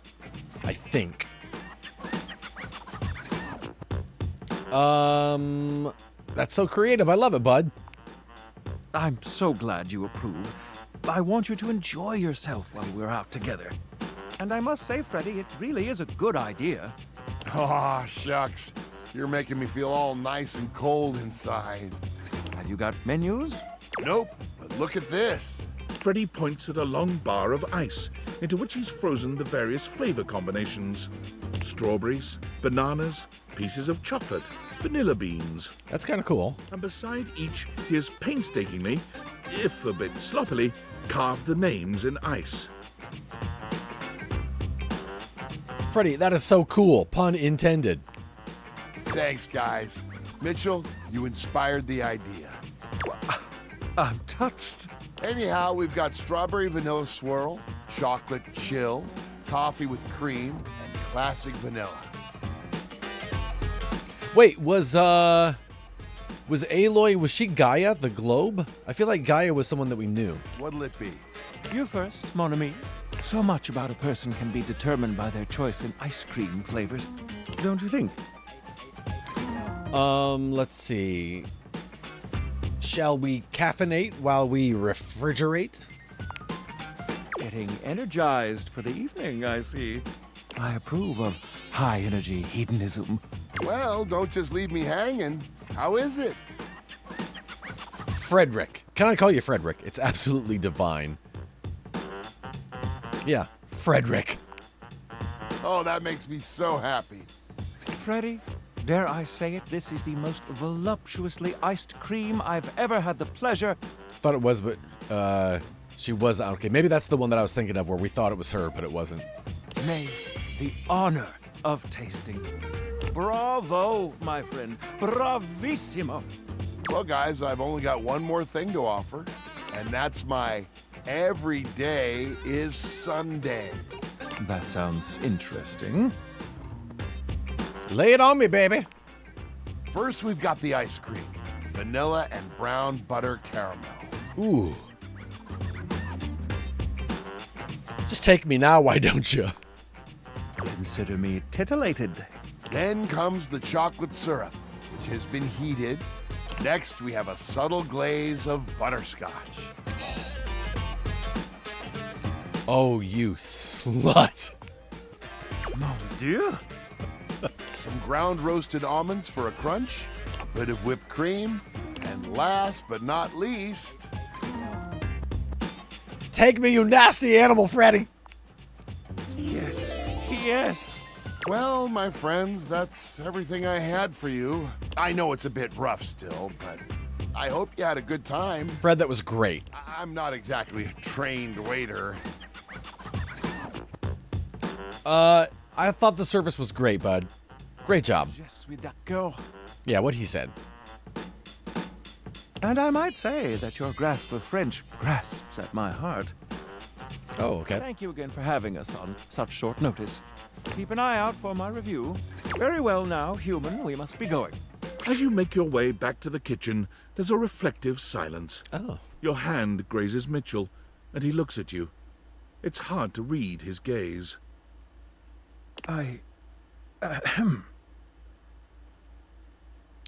Yes, Mitchell? I was just wondering, what would you rate our evening overall?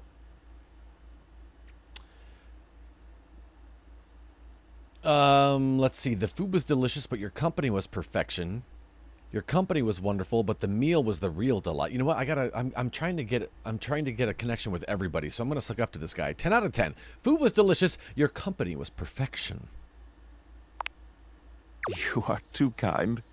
Ah, we've arrived. This is the end of our night, I suppose. Almost. Kiss him.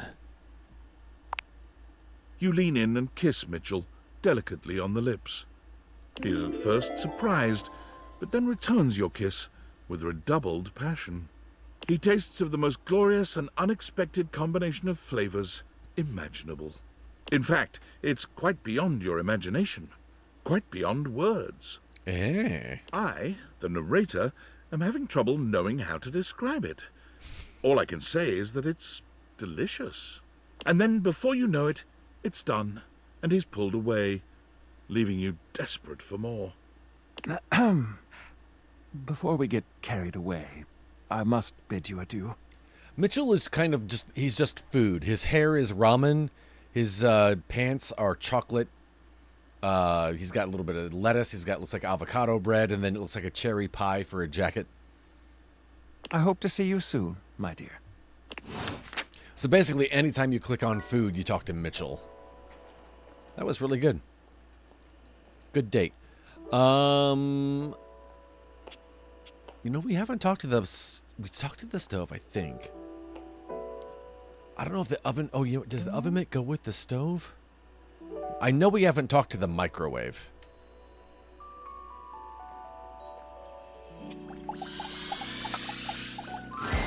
An armored soldier with absolutely haunted eyes claps you on the shoulder, his iron grip jerking you towards him before you've even had a chance to introduce yourself.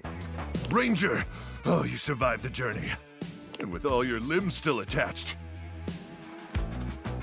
Thank the immortals you made it here alive. I don't think it is, but he sounds like the dark, curly-haired guy from the Drew Carey Show.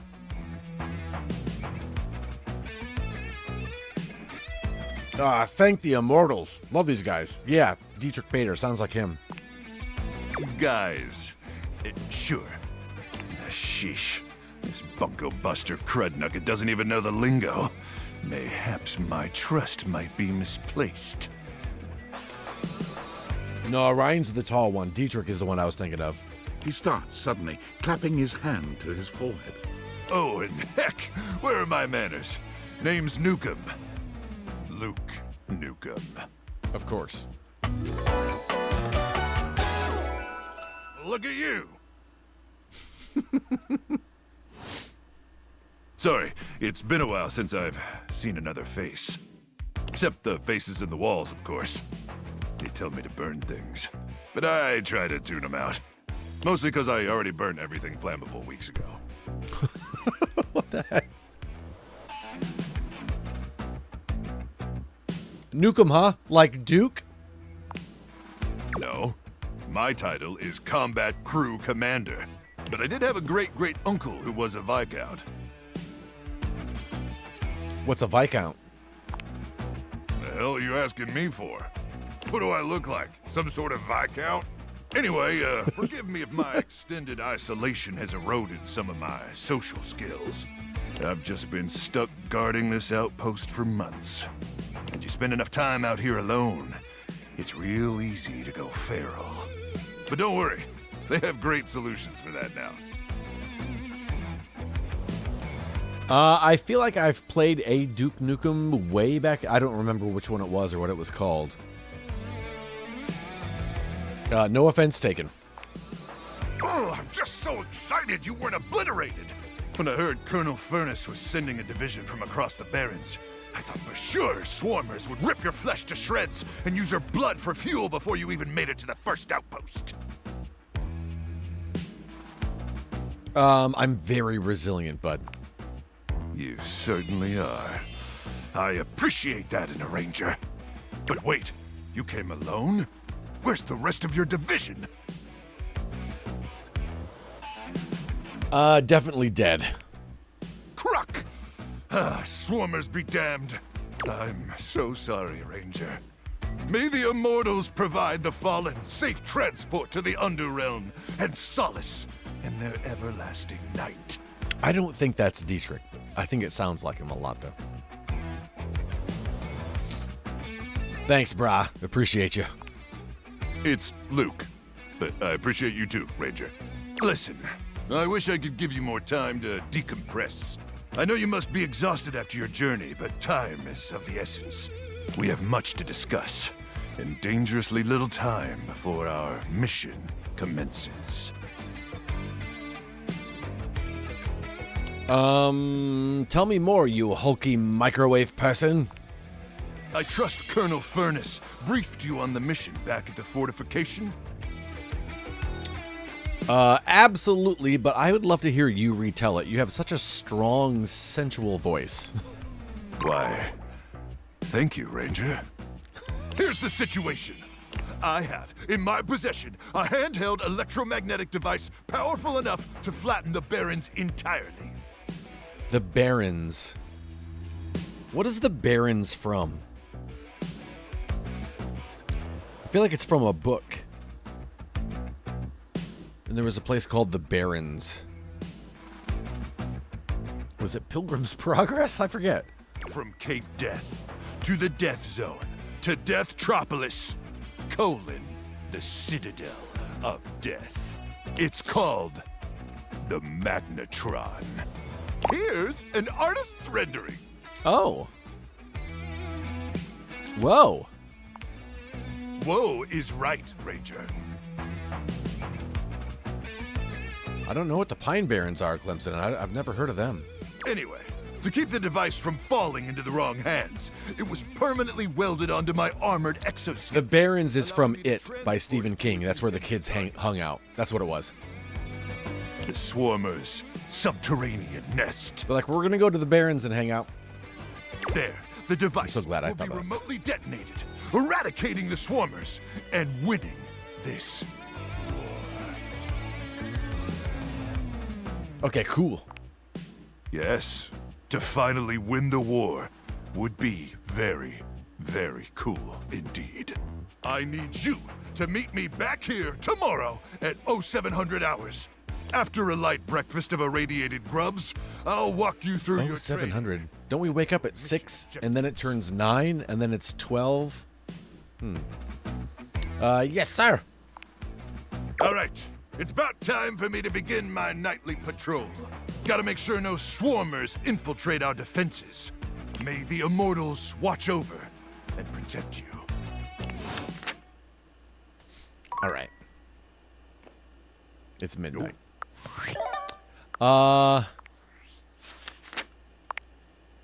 Mitchell Lynn, yeah. Luke Nukem is voice. Oh, that's Travis Willingham. Well done, Travis. What? Well done. He likes fighting Swarmers, achieving mission success for Colonel Furnace, saving the Barrens. He dislikes missions concerning chicken tenders. I'm glad I never asked him about the tendies. Bathsheba, yep. Anjali Bhamani. Rebel is Amanda Hufford. Dunk is Alejandro Saab. Mikey Transaction is Max Middleman. So funny. Okay, we gotta go to bed. Hello. You know, at first I was kind of bummed that there wasn't a run button, but the house actually is so small it doesn't take long to get around, so it's not that bad actually. Okay, good night. Good morning. Welcome to Saturday, everybody. Okay, so is it... What time is it? Oh, it's 9. And we're supposed to meet that guy at 7 a.m. sharp? Okay, so yeah, right up there... Possibly there's a sky on the other side of this collection of drywall. Okay, yeah.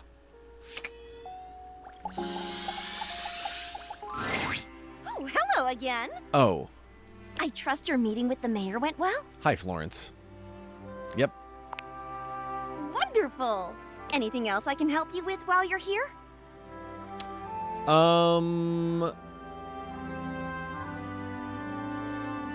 Celia tells me you've been leaving bottles around your... tell me about yourself. What? You want to know about me? Oh, no. No. You just spoke with the mayor. A little old fuddy-duddy like me can't hold a candle to someone like her. I just handle the paperwork, that's all. Pay me no mind. Anything else I can help you with while you're here? Okay, tell me about the mayor. She's just incredible, isn't she? So tall and commanding. What I wouldn't give to be able to deal with people the way that she does. Hey, T, how are you? Some people think the mayor's cold-hearted, but I'll tell you what, there isn't a sweeter structure this side of the HOA. She's, very striking. Isn't she, though? Oh, nice. I hope you had a good lunch. Florence puts her hands to her cheeks and sighs wistfully, her lashes fluttering. That vaulted figure. Oh, I think Florence likes the mayor. She really has it all, doesn't she? It's no wonder she's the mayor. She has my vote any day. Anything else I can help you with while you're here? Oh, I gotta get more empathy to ask her about that. Celia tells me you've been leaving bottles around your desk. Oh, goodness. Did I forget to clean those up again? I'm hopeless. But I'm happy to hear she's noticed something different about me, at least. It means it's working. I've been sampling some new things the past few weeks. It's a special new line of bottled air from Airway. Bottled air? Yes! Activated air to improve the mind and body. Sounds like something that President Scroob came up with already. And it has the most interesting business model. Now, normally you just buy a product from the store and that's it, right? Well, with activated air from Airway, you can buy your own kit and sell them to other people. And then those people can start selling their own little kits. And you get a cut of each sale. We call it a resale triangle. Isn't that fun? It sounds great. A resale triangle. That is 100% a pyramid scheme. A pyramid scheme? Oh, no. No. It's an opportunity to become a small business. At least that's what the very persuasive literature that comes with each package says. We had friends who, she sold Mary Kay, and with Mary Kay, you have to purchase the product yourself and then sell that. And they had a bedroom stacked full of product to the point that it was a problem. It was really weird. You don't need to worry about me, dearie. I'm a grown floorboard. I think I know a pyramid scheme. Hey, Karma, how are you? Besides, this is a resale triangle. Very different. By the way, I don't suppose you could see your way to dropping a few more coins on me, could you? All these bottles are really starting to eat into my finances. Talk about a flashback. Does that still exist? Yeah, this was... It wasn't super long ago. But yeah, Mary Kay still exists. Every once in a while, we'll see, in a larger city, we'll see a pink car driving around.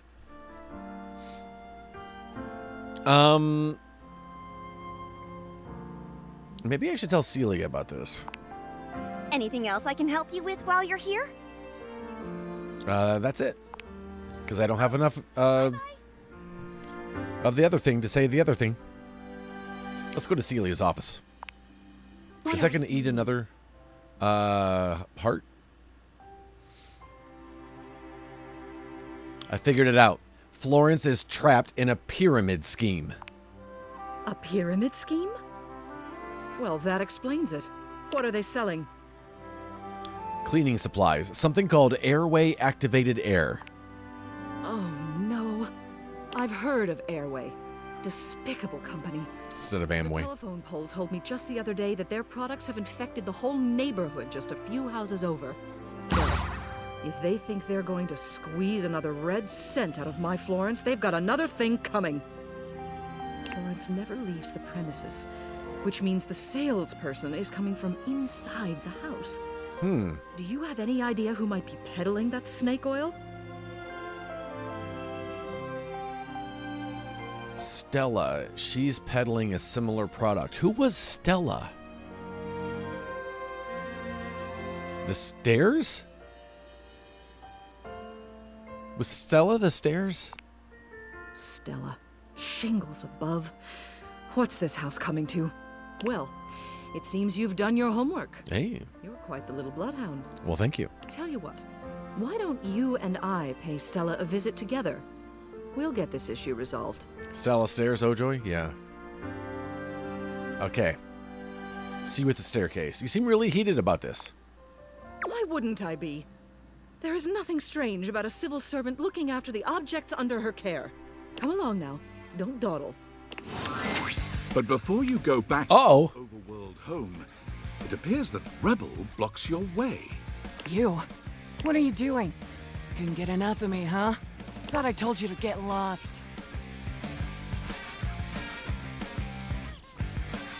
The duck squeak in the music. You're insane. You said you were leaving. Oh, okay. I can dig a little sass. Want to know what else I can dig just as much? It's going to be an insult, isn't it? It's going to be an insult. It's going to be your butt or something. It's my ass.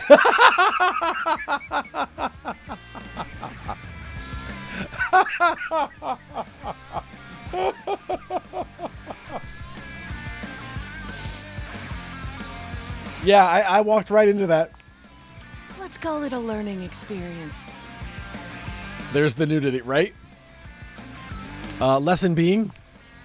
Try not to be such a ducking rube. I hope you've had as much of a blast as I have. That's so funny. She sounds so much like Laura Bailey. You're funny. I like it. Oh, a little bit of a breakthrough. Rebel seems surprised for a moment. They look at you hard as if trying to decide if you're serious before their eyes fall to their feet and they mumble a response. Aha, breakthrough. Sure, whatever. Well, it's a good thing that unlike the other idiots in this house, I'm not just here to fawn over you and try to get you to love me. So you can take me as I am, or you can go right ahead and duck off. Rebel out.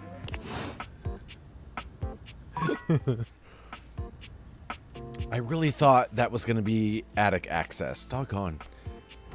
It also might be in here. We have 4 hearts left. Let's go down and talk to the, I don't want to talk to Dunk. Let's go down and talk to the vacuum cleaner again during the day and see if he's got a little more energy. Boy, I always take the long way around. I love that I leave all the cupboards open.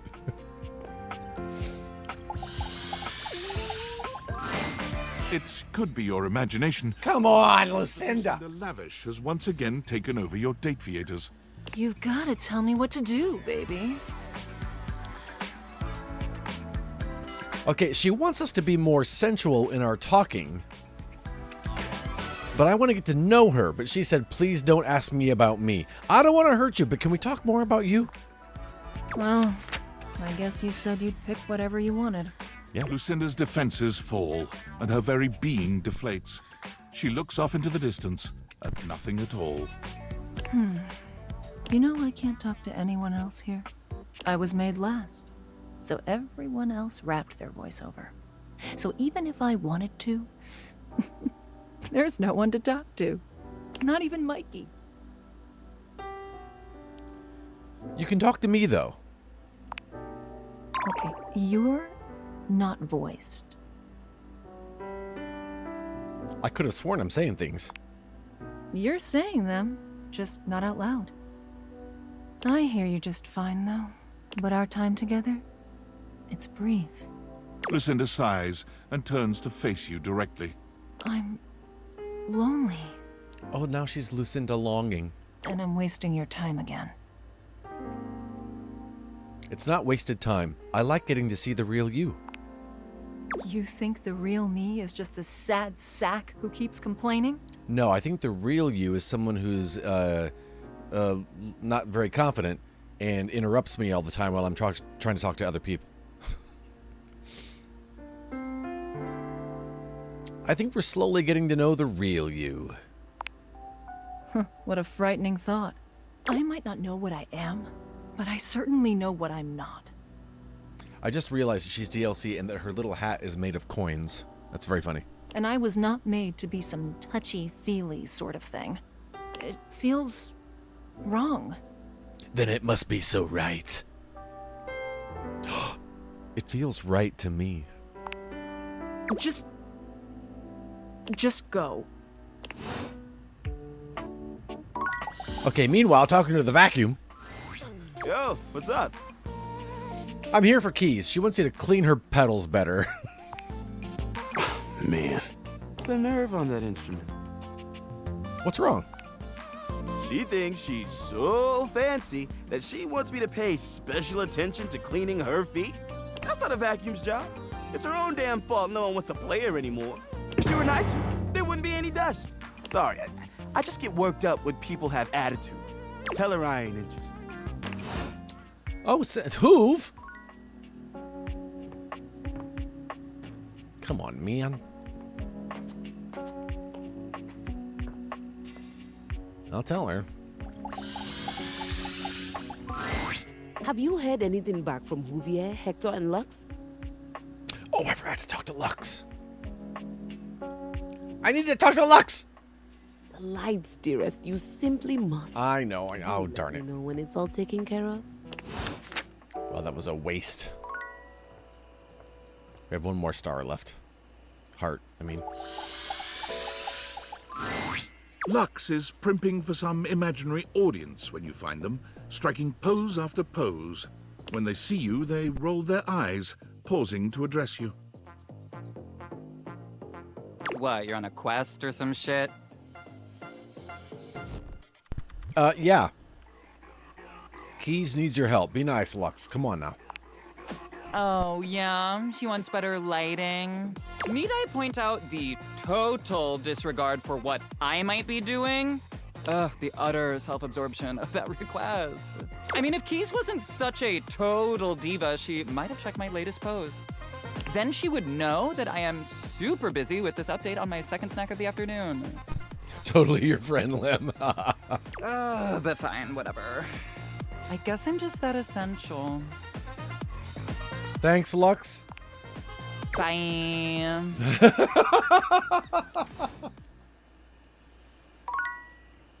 Mm-hmm. Let's go to bed.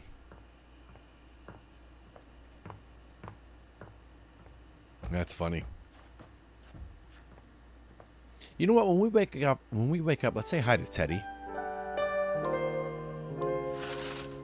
Aw, happy Sunday, everybody. Let's say hi to Teddy.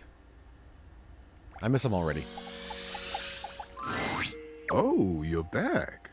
My goodness, what a sensation. Teddy, of course. I missed you more this time than last time. Who would have thought that I could love you more? Oh, Teddy, your voice. Got some great advice gems for you if you want. I'm not ready to realize him yet. I need Teddy as part of my... Teddy's going to be the second to last one to go. How to throw a ball. Oh. Like any kind of ball? Yep. This technique will work on any ball. I know. You probably already know how to do this. Yeah, but I'd love to hear your strategy. It's all about the strategy.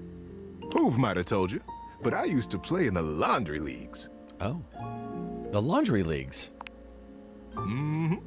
It's like human baseball, but fluffier.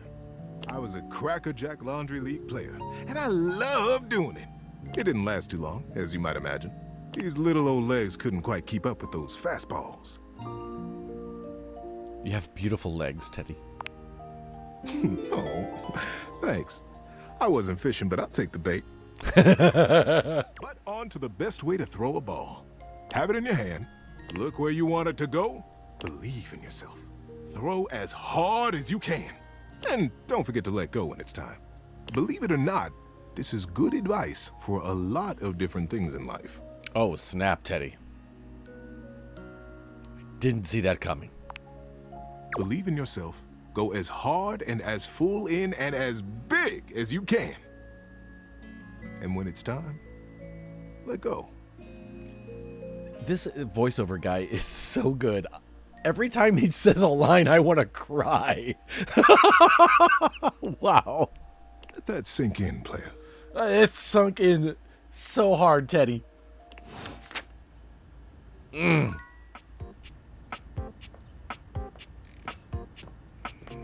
feel like I could fly a plane. All right. Yoga. Dunk is in the middle of a downward dog pose, showing off surprising flexibility for someone with a physique as rugged as his. When he sees you, he straightens up and waves, but not before you've gotten a good long look at him in a rather compromising position. Hey, there's my favorite new workout buddy. Ready to try some yoga? Mm-hmm. Totally Teddy Pendergrass coded. That's funny. I love yoga. Oh man, yes! I'd love to hear that. Dunk is so easy to woo.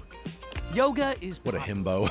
When I first started doing it, you wouldn't believe how many of my fellow athletes wouldn't take it seriously. Even now, you still got equipment like Chris, who thinks it's soft stuff for babies, and nothing could be further from the truth. Right? But also, like, who cares if it's soft or not? Real strength comes from not caring about other people's opinions. Okay. We're gonna get our yoga on, and nobody's gonna tell us we can't. As if on cue, another household object appears in your periphery, perhaps to tell you you can't. What up, what up, what up? Oh, hey, Shelly. Dunk's normally unflappable smile grows slightly rigid. Ah, Shelly, hey, we were just about to... Do some yoga? Yeah, I heard. Shelley throws her muscled arms around the two of you, bringing you in for an uncomfortable group hug. She's squeezing far too tight, evidently unaware of just how strong she is. But like, why do yoga when you could lift? Do you know how good at hugging you can be when you lift? Dunk manages to free himself from Shelley's death grip. You feel his strong fingertips wedging between Shelley's arm and your shoulder. Lifting is good for your hug muscles, there's no doubt about that. But you gotta have a balance, dude. Besides, yoga builds strength too. Dunk finally manages to pop you out of Shelley's grasp, but she seems entirely unbothered by your escape. Balance? Nah, bro. You gotta grab life by the screws. You don't want our good pal here to miss out on the best in life because they were too busy bending over and staring at the floor. Shelly, my dude, respectfully, life ain't all about lifting. Shelley's mouth drops open, as though Dunk has just said something absolutely unthinkable. It might be a good time to intervene. Lifting is great, but it can't be all you do. Exactly. Lifting is great, but it's just part of the routine. How can you say that? How else are you gonna lift your friends up and carry all their burdens and make them a part of you until you push them away or you collapse under the strain of it all? Why, that's no way to live at all. Look, we all got our priorities. It's great that you want to do that for your friends. But what kind of world would this be if we all did Shelly's job? I'm not sure. This seems to break something in Shelley. She wanders away, muttering to herself. What if everyone did Shelly's job? So many muscles. Dunk exhales, placing his hands on his hips as he takes a moment to recenter himself. Calm. Okay, yoga time. All right. So first of all, how do you feel about yoga? You ever do it before? I love yoga. Yes, love to hear that. All right, let's get into it. How about we start with a nice down dog pose? That is not a down dog pose. You mean like this? You bend down into a decent downward-facing dog pose, keeping your feet shoulder-width apart and placing your hands palms down on the mat ahead of you. Your body forms a graceful triangle shape. Dunk is elated to see your excellent posture. Yeah, that's it. You're killing it. Now, see if you can lift your leg up behind you so you're in a kind of standing split. Dunk lifts one leg from the ground until it's parallel with his arms, continuing even beyond that until he's in a proper split. He's surprisingly flexible for such a big guy. I'm gonna pull a perfect split. Whoa, yeah! That's it! See? You've already got such a solid base. Dunk leads you through several poses, encouraging you and guiding you wherever you may need.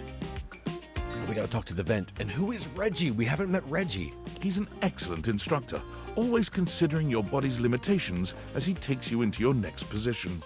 By the time you're done, the two of you have worked up a good sweat. There's almost a sort of intimacy to the whole thing, You can't really remember the last time you did something like this with someone else. This is great. You're doing real good. Why don't we cool down with a nice cross-legged sit here? Dunk motions to you to take a seat across from him on the mat. As you take your place on the floor, you find that for once his boundless energy has simmered down just a bit.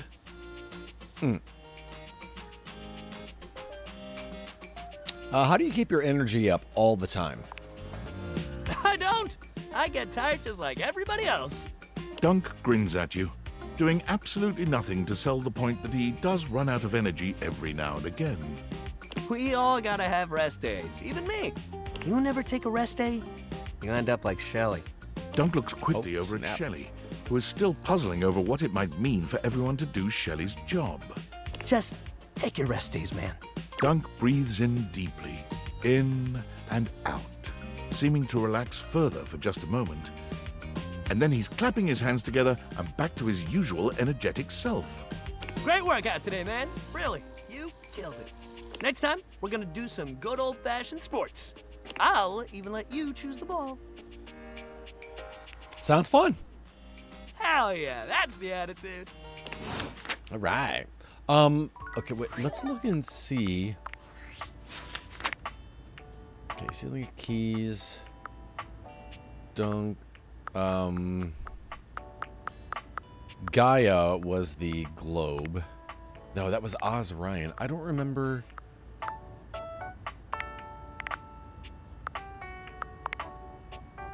Oh, Grey Delisle. Okay. Beverly. We haven't talked to the Sink in a while.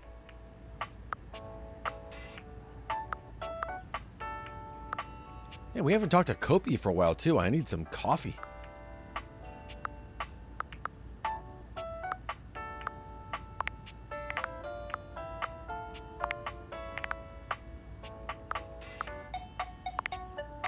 I've talked to Maggie since the very beginning.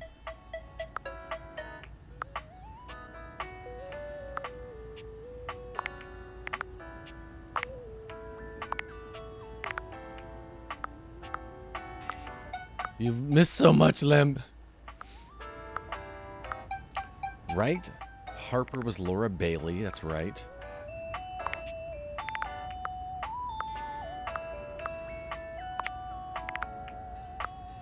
Tony, Bo. No, Bo was Ashley Johnson, yeah. I guess we haven't found her yet, if she's in the game. All right, it's Sunday. How many hearts do we have left? We have 3 hearts left.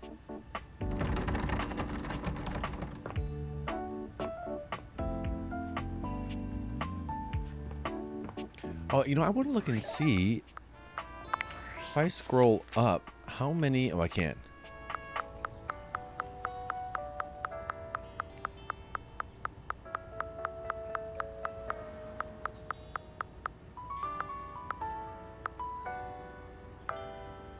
Trying to get hints by their shadow. We found a lot. Well, that looks like a racquetball racket, but I thought that brought out Dunk.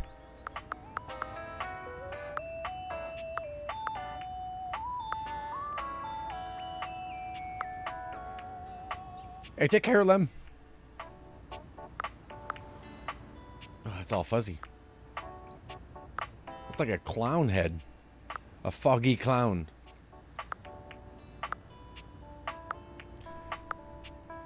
Oh wow, that looks like another monster. I mean, okay, so we've found a good majority of them. There's not many that we're missing. It's pretty good.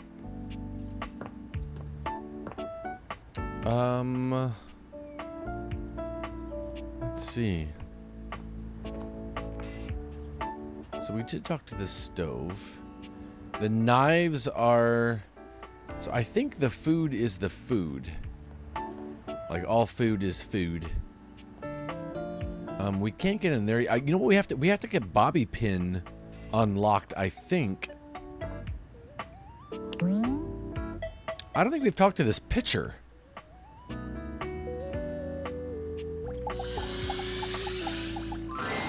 Here you are. Oh. I hope you're prepared to work. We don't even know his name yet. Oh, yeah, I forgot we were going to do stuff. Absolutely, sure. You are to make deliveries to Mitchell, Beverly, and Kopi. Do not return until you have completed your deliveries.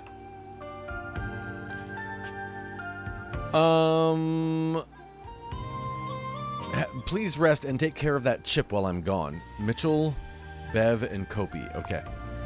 Of course. If you have any questions about the deliveries before you go, now is the time. I'm good. I have nothing more to tell you. I hope I'm good. You may leave now. Would you bless the dishes before I go? I am not the spiritual type, but if you like, rub-a-dub-dub. Thanks for the grub. You may leave now. Thank you. Okay, let's talk to Kopi.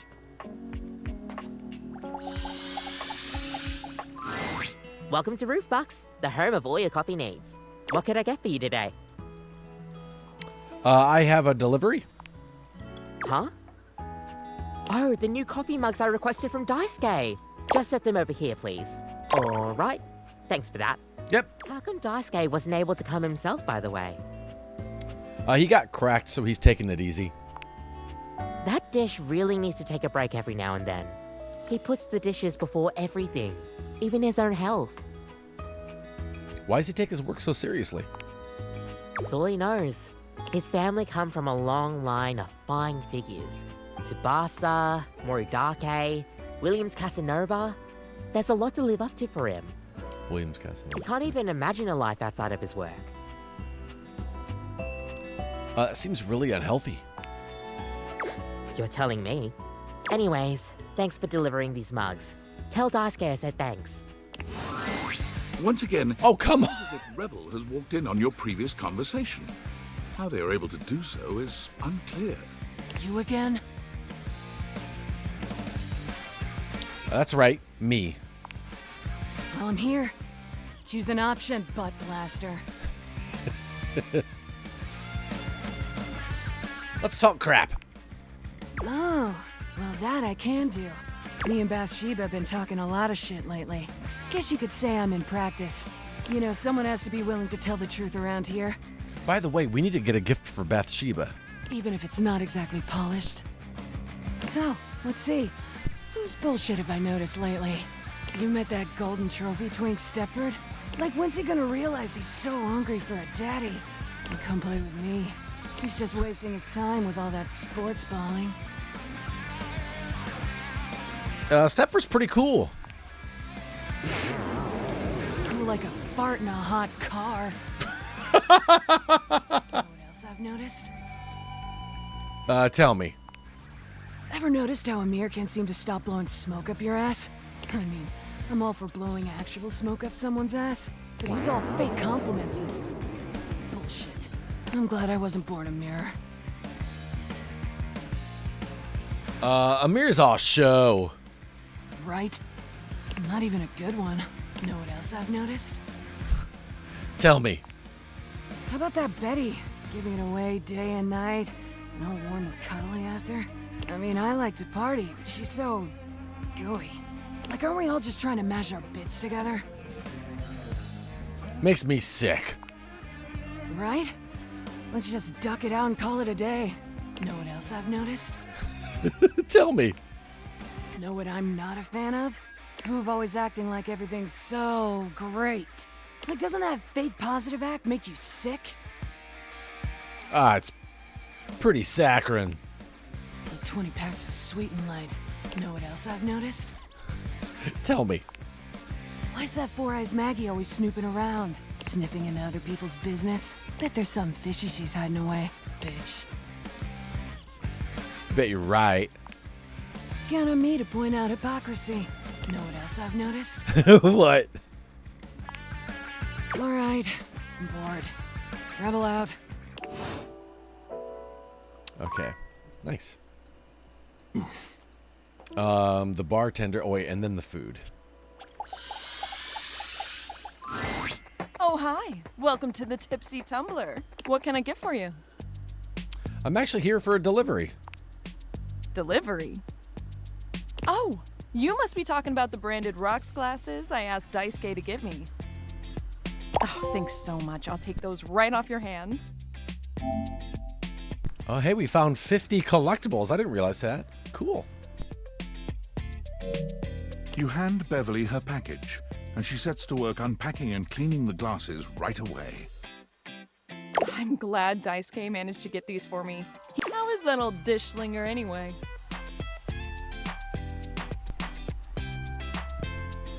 Well, he's recovering from a chip, but he seems all right. A chip? Oh, poor guy. Well, that's the last thing he needs. But then again, maybe he'll finally relax a little now that he's forced to. So he really just never takes a break, huh? Yeah, he's always been into his work, but he used to make time for his hobbies and friends. Did he tell you he writes poetry? He hasn't told me anything but dishes. Dear, oh dear. He's fallen right back into his old workaholic pattern. Someone needs to remind him of who he used to be, who he still is. He's a real passionate guy, you know.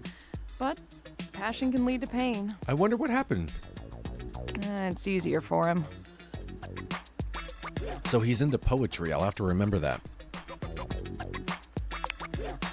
Write him a poem. It'll really tickle his teapot. I'll have to try that. Thanks for the chat. Hey, no problem. Come back to the Tumblr anytime. All right. So, we'll go to bed, then we'll wake up, and we'll talk to Mitchell, the food.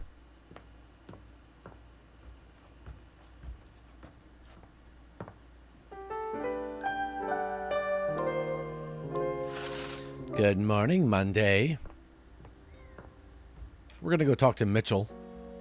He's the last of 3 deliveries we have to make. I always go the wrong way when I go downstairs.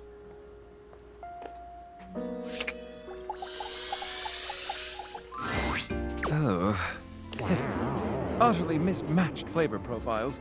Textures a mess. I got a delivery from Daisuke. Mitchell waves a hand at you. Ah, yes. Unpack them for me, won't you? Sure. Mitchell looks over your deliveries, nodding his approval. Brilliant. These are perfect for what I need. They should look spectacular in the dining room. So, when those pop up, that's a collectible. I don't think I realized that until that trophy popped. Does it really matter that much? These are just plates. Just plates? Just plates? Uh-oh. Food is an art form, and the plate is the canvas. The presentation is a non-negotiable part of the deal. Plating is as vital to a dish as the seasoning. It elevates the entire experience. Without Daisuke's hard work keeping me supplied, my dishes would be nowhere near Michelin level. I guess I should be more appreciative of my dishware. Damn right you should. Daisuke spent years refining his craft, creating his own ceramics. He has a respect for the work you simply can't be taught otherwise. You do well to model yourself after him. Now, if you'll excuse me, I have reviews to complete. You delivered to me last. Yeah, is that an issue? Well, carry on then. Save the best for last? Alright. Let's talk to, Daisuke. Wait. Washing dishes, right?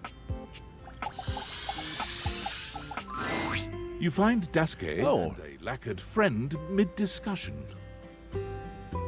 This guy's new. Beautiful. Like a ceramic sunset over a shining sea of China. I told you I would help you organize. Just look at you now. Even an injury cannot slow you down. Your assistance has allowed me to catch up on the rest of my work. I'm truly grateful.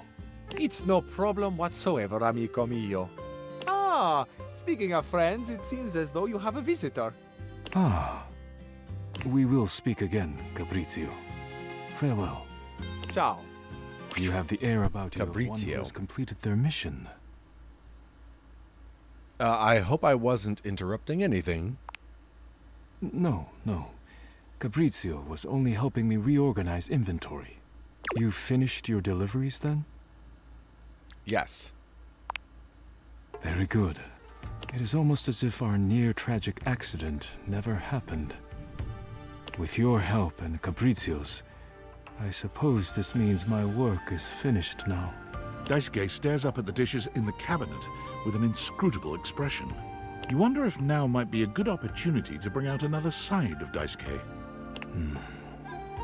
There must be something else to be done.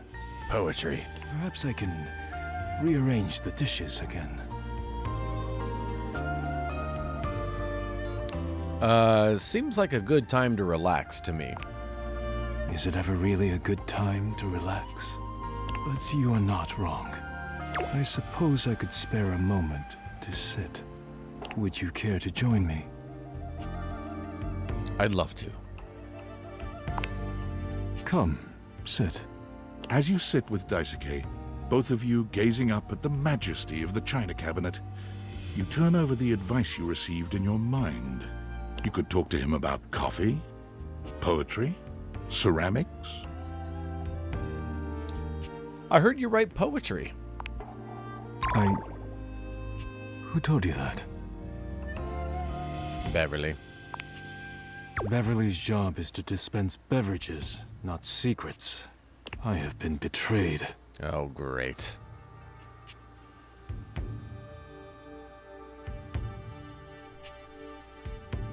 You shouldn't hide your art. I am not hiding it exactly, but I am not sharing it either, I suppose.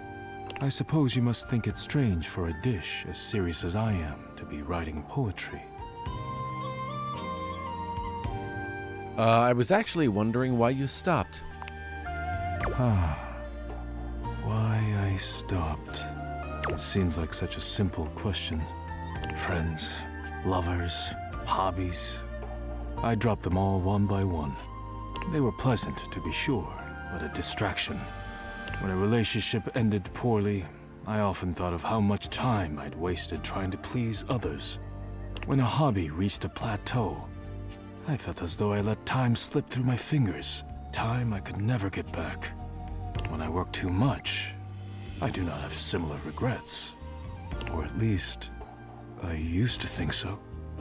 Being forced to slow down has shown me perhaps my priorities have been incorrect for years.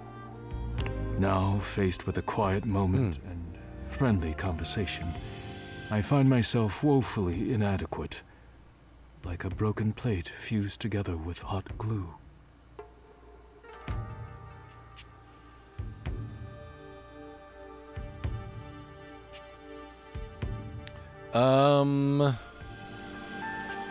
It's not something you have to just accept. Perhaps. Perhaps not. I often feel it is too late for me to be someone else.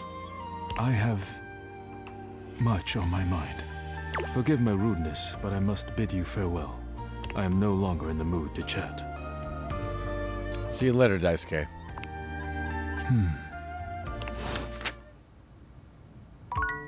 It's so weird that we still don't officially know his name. The soap.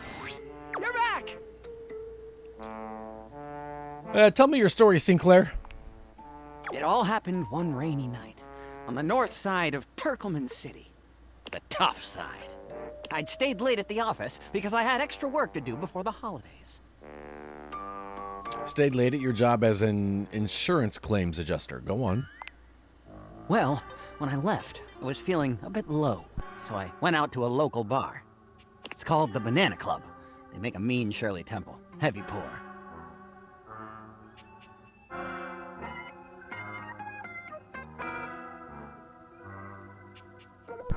Yeah, I thought Shirley Temples were... Devastatingly potent? Yes.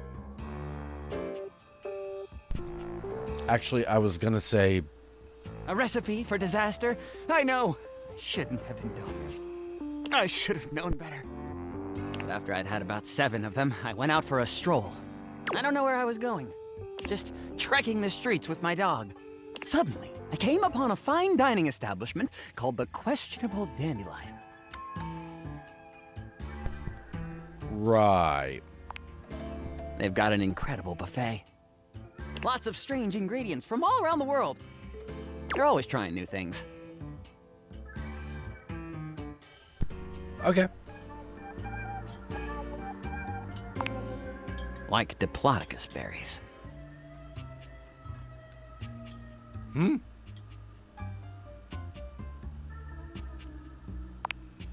And Jimson weed cupcakes.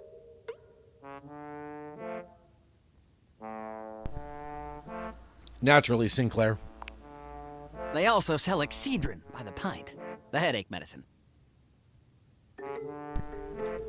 I'm tracking this, I think. Anyway, I ate my fill and went on my way. That's when things started to get weird. Oh, is that when it happened? That point? I was walking around, or sort of drifting, or rather, floating, or I guess you could say I was making my way about town. Aimlessly, you see? I'm getting that. And? And what? What do you mean, and what? You were just telling me your story. Ah, yes. So you want me to continue. This was your meaning. What on earth is the matter with you? Why, that's precisely what I'm telling you. I mean, I may just go insane here. Please don't. I can assure you, it isn't as much fun as it looks. And with two of us in the room, it might just start to get a little confusing. Oh, it might it? Please try to stay on track. Well, I came across an alley I had never noticed before. It was dark and had a rather threatening look about it. So naturally, I went down it. What anyone might do. I wandered down the alley and came to a door lit by a red light. I opened it and found a long hall, at the end of which was a sort of booth. And in this booth was a fortune teller. She was wearing a fantastic red shirt, not unlike the one you're sporting. Oh. Although it could have easily been more of a chartreuse. I can't tell, I'm tone deaf. A fortune teller. Yes, her name was Vagabonda the Sinclairius. She was wearing a fantastic red shirt, not unlike the one you're sporting. I'm sorry I keep harping on the shirt, but it was absolutely fantastic. She spread out a deck of strange cards and asked me to select one. Strange how? They were business cards. Oh. Which one did you pick? I chose at random, and the card I picked turned out to be the Ace of Spades. Wait, I thought you just said they were business cards? The Ace of Spades is a bespoke shovel manufacturer based in Crumple, Michigan. The owner's name is Ace. Yeah, I should have known. He does great work. Vagabonda snatched the card back from me and said, "Not that one!" Turns out she had her rewards program on the back. 12 stamps and you get a free spade. Probably shouldn't have had that one in there. We agree! Besides, she only had 2 stamps. So I snatched it back from her again and we had a bit of a row and I'm sorry. God damn, that is a nice shirt. Anyway, I guess that wasn't a very good start to our fortune-telling session. I think that's why she cursed me. How do you figure? Because right afterward, she said, "Martin, that wasn't a very good start to our fortune-telling session. I'm going to curse you because of it." And then she cursed me. Oh. Cursed you how? She waved what looked like a magic wand. Although, to be honest, it could have easily been a bagel of some sort. And then said, "Martin, I doom you now to become a detestable object. I transform you thusly, so that you may go home and think about what you've done."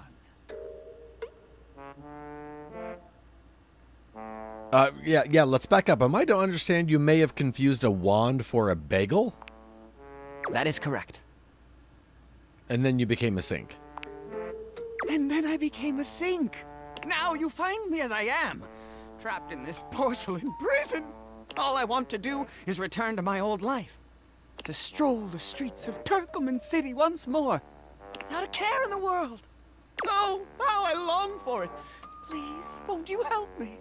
Sudsy and I would be oh so grateful if you could get to the bottom of what's going on here and return us to our proper forms. Will you? I will do my best. I will do everything I can. Oh, joy! If you want to help to get to the bottom of all this, I might suggest you seek out someone who is in the business of solving unsolvable mysteries. Okay, well, that would be the detective. Or just go see if Vagabond of the Sinclairius is willing to undo her curse for a free shovel. I think I know just the magnifying glass. He stands there silent and unmoving until you finally leave. When Rebel walks in on you this time, they seem to be unaware of your presence. Unlike your previous encounters, Rebel is gazing off into the distance with a strange look on their face, as if they could see through the walls and they're searching for something out there. Maybe even something they know they will never find. Hey, Duckstain. Oh, wait. Straight away, any hint of softness in Rebel's face dissolves. They turn on you. The mask already... I meant to say you okay. I didn't mean to say you okay. I pushed the wrong button. With a disdainful laugh, they raise an ironic eyebrow and put their hand between their legs in a gesture that can only mean one thing. Rebel! You caught me in a moment of post-com clarity. Oh, okay. Yeah, looks like you let your guard down. What guard? Like I said, what you see is exactly what you get. So, what brings you to my domain on this fine, hormonally unstable day? I didn't come to you. You just came by. I'm always coming, baby. Anything else? I think we need to talk seriously. Seriously? I think you need to go away. We're not doing this again. What is going on with you? I'm living my best life. What's going on with you? You're miserable. Why, you gotta keep doing that. You don't know a ducking thing about misery. Aside from playing my therapist, what should we discuss? How about your woefully inadequate sex life?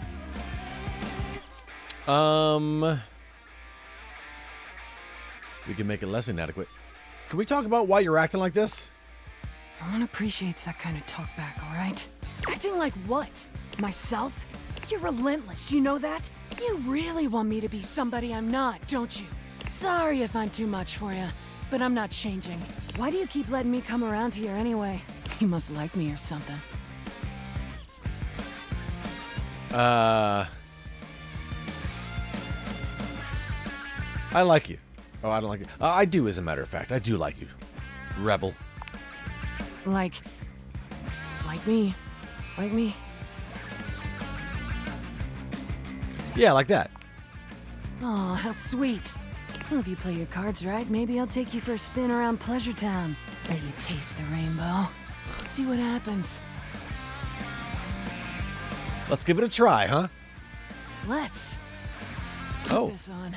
Your time with Rebel is, well, any description would probably leave out one of the many modalities of mattress mashing that you experimented with. We will say it was creative and exhaustive, and leave it at that. Oh. When it's all done, Rebel shows you the door with as little intimacy as an automated checkout machine spitting out a receipt. You wonder how long it'll be before you can walk normally again. All right. Let's go talk to the magnifying glass. I definitely know where that is.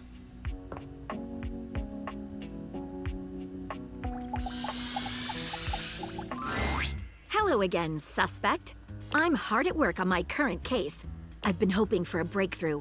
Sometimes I get so wrapped up that I start seeing everyone through the lens of a mystery. Are you really a detective? I am Maggie M. Glassbury at your service. Perhaps you've heard of me? I've acquired a modest reputation as a result of some of my previous work. What are a couple of your best-known cases? Maggie puts her hands on her hips. positively radiating pride. Why, it was I who solved the mystery of the missing sock. That was you? A brief interview with the Stackables and a chat with Dirk was all it took to sort that case out. The sock was in the depths of Harper's hamper. I'm glad someone got to the bottom of it. I also cracked the caper of the self-generating dust rabbits. Really? Where do they all come from? Static electricity. It causes particles to accumulate around pieces of hair. Your hair, to be exact. They form undisturbed, in-dead air pockets. That's why they hang out under the couch. Oh. Is that who the... It looks like a cloud. My hair, you say? It matched the evidence, and I ruled out every other possibility. By the power of deductive reasoning, I determined that you were, in fact, the culprit. No getting around you, I see. I pride myself on that. What mystery are you trying to solve? Lately, I've been taxing my lens to the utmost on a very interesting case. I'm trying to get to the bottom of a mysterious love letter. It was delivered to Dorian last night.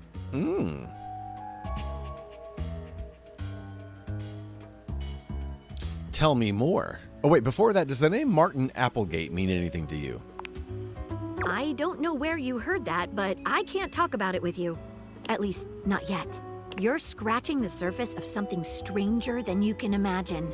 Maybe I'll feel differently later, after we've gotten to know one another a little better. Oh, sorry. Understood. Tell me about the Dorian letter. At approximately 2 a.m., an unknown suspect dropped off a letter for Dorian. Upon opening it, Dorian discovered that it carried clear romantic intent. That is to say, it was asking him out. It described how his protective yet gentle presence had won over the writer's heart. If interested, he was to write back as soon as possible. But... Here's the catch. The letter wasn't signed with a name, just a monogram. Though he might be hesitant to admit it, Dorian was quite taken by the letter. He isn't certain whether he wants to write back until he knows more. If you'd be open to it, I'd love to help. You would?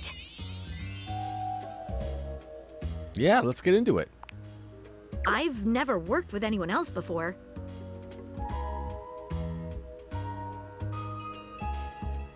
But I think There we this go. could be good for the case. Had to hit X like 6 times. Why not start by giving me whatever clues you got? The case is pretty thin, but we've got a couple of clues. First of all, the paper the note was written on was somewhat interesting. Second, although the letter wasn't signed, it did have a single initial on it. Finally, I think Dorian might have a clue for us. Let's start with the paper. What makes it interesting? I have it here, semi-transparent and very thin.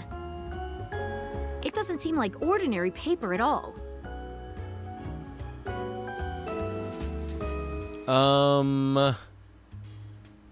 Let's try cutting it with scissors.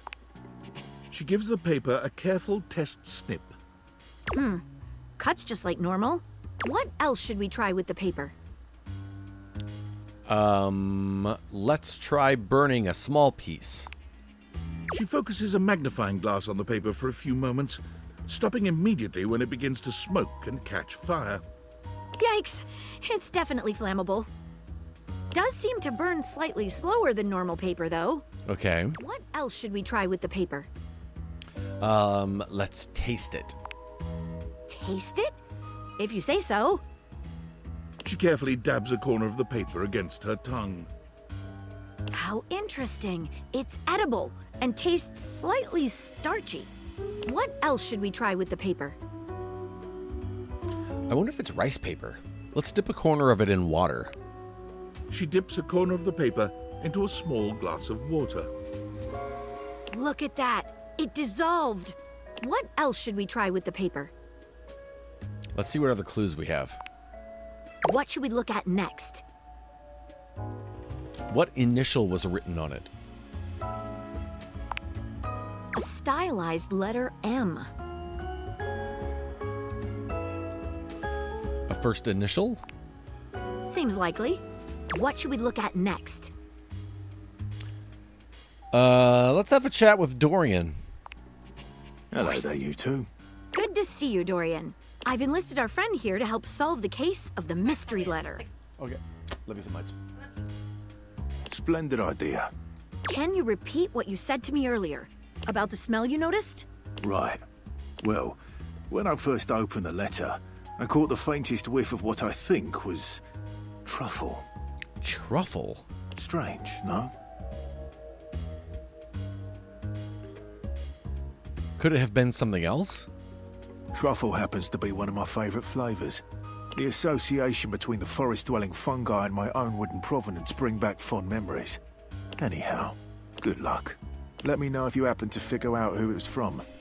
I'm not one for love, but I am one for truffles. M. Mushroom? What should we look at next? I think I know who sent the letter. I've narrowed it down to 4 suspects. Okay. Penelope, Mitchell Lynn, Mateo Monta, and Freddie Yeti. Okay, so Mitchell is food. Mateo is a mattress. Penelope, the secretary. Why would it smell like mushrooms? Who do you think it was?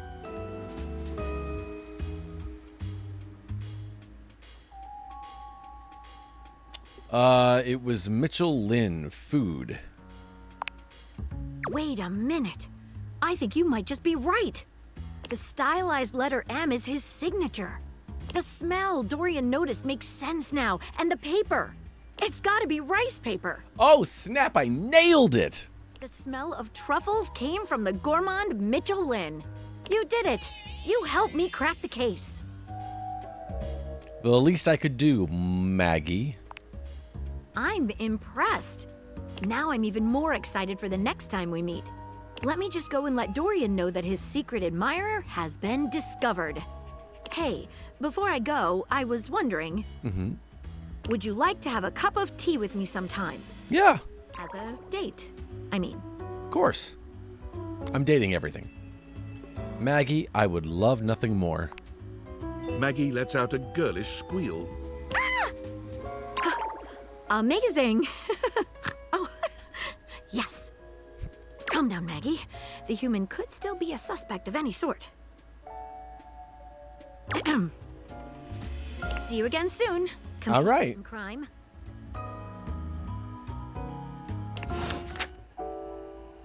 Very nice, very nice.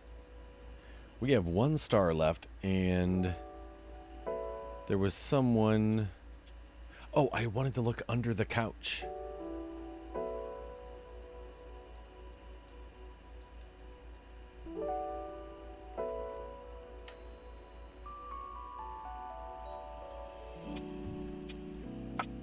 Yeah, I like that she looks like Carmen Sandiego as well.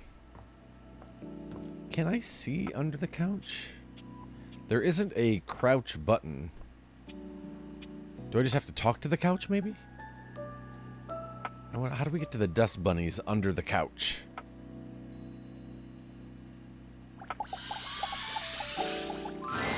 Seated in your living room is it's Koa, who seems to truly embody the concept of comfort. His arms are draped over the back of the couch, his head tilted back, and his eyes beginning to flutter shut. He looks just as though he's about to fall asleep, but when he sees you approaching, he shakes it off, looking up at you with a sweet smile. Hello. Well, I like that it's question marks. We've met Koa like 18 times. I hope I didn't wake you. Don't worry. I hadn't fallen asleep yet. You ought to come get in on this, too. He pats the seat next to him. Come on and take a load off. I'm Koa, by the way. Da-da-da. Here, oi.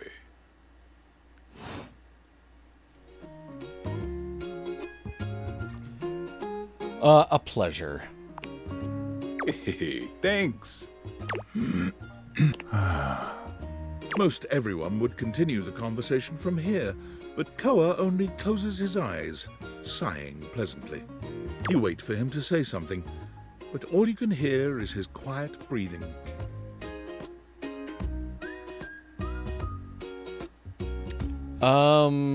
Did you want to be alone?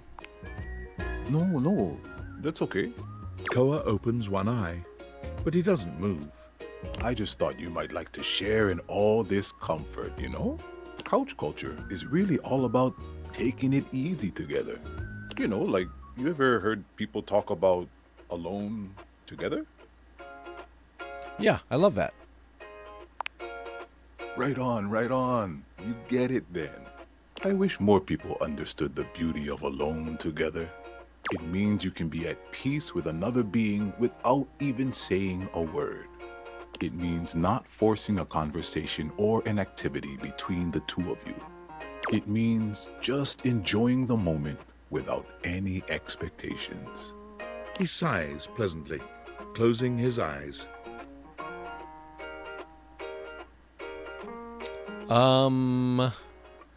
I guess I'll give it a shot then. Beautiful. You'll see. Koa breathes in deep, sighing pleasantly. When he relaxes, the entire room seems to relax with him. You find yourself growing sleepier alongside him. You're not sure how much time passes as the two of you sit side by side in companionable silence, but it's certainly a good while. Thanks for keeping it chill, buddy. This was real nice. Yeah, it was. Got something I want to give you. Oh, he gave me some loose change. Wait. Somebody wanted... Gosh.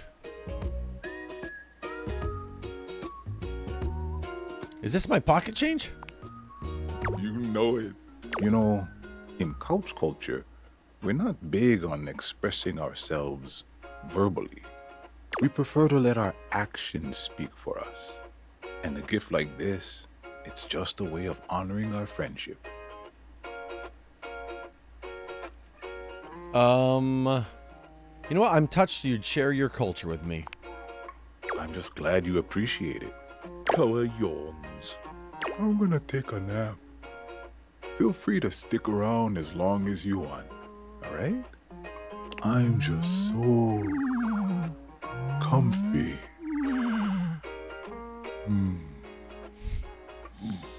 I want to fall asleep too.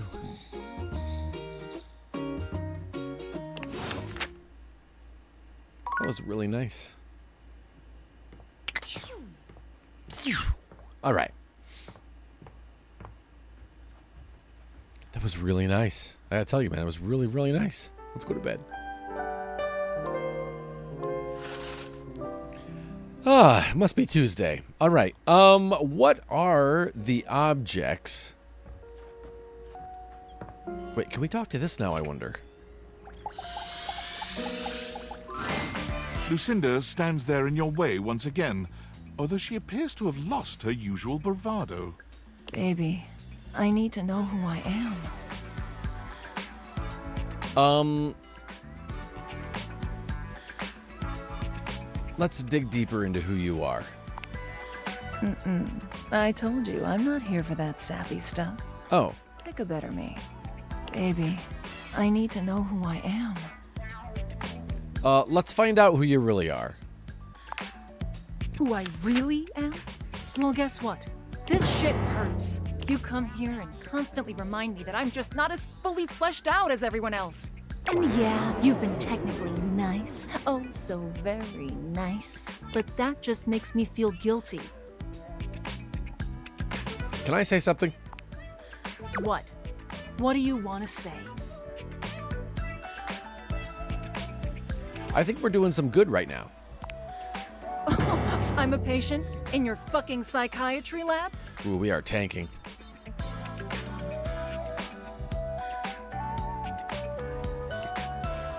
That is going great. We're having a real deep conversation like you wanted. You happy? I'm happy to get to know you better, even if it's messy.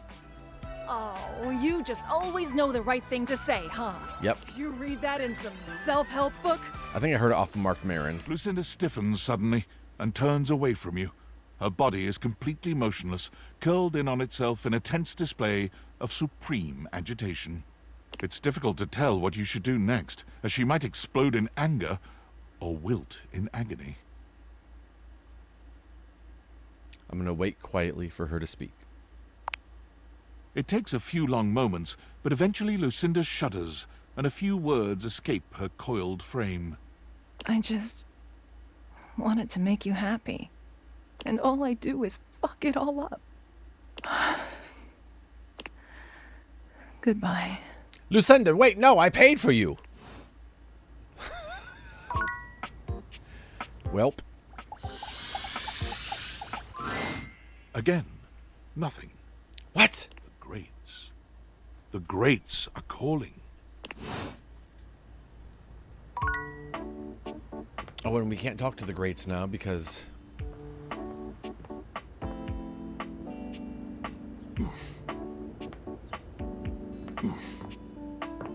Oh, you know what? We haven't talked to the computer?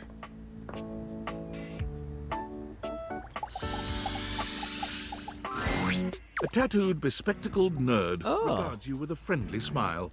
Their kind face is illuminated by the soft glow of multiple screens and the RGB lights in their clothes and wheelchair. I thought it was going to be the Valdarian or Valdivian computer. Interesting. Oh, hey there! It's you! I mean, of course it's you. Who else would it be, right? Alberto. Not according to my latest data.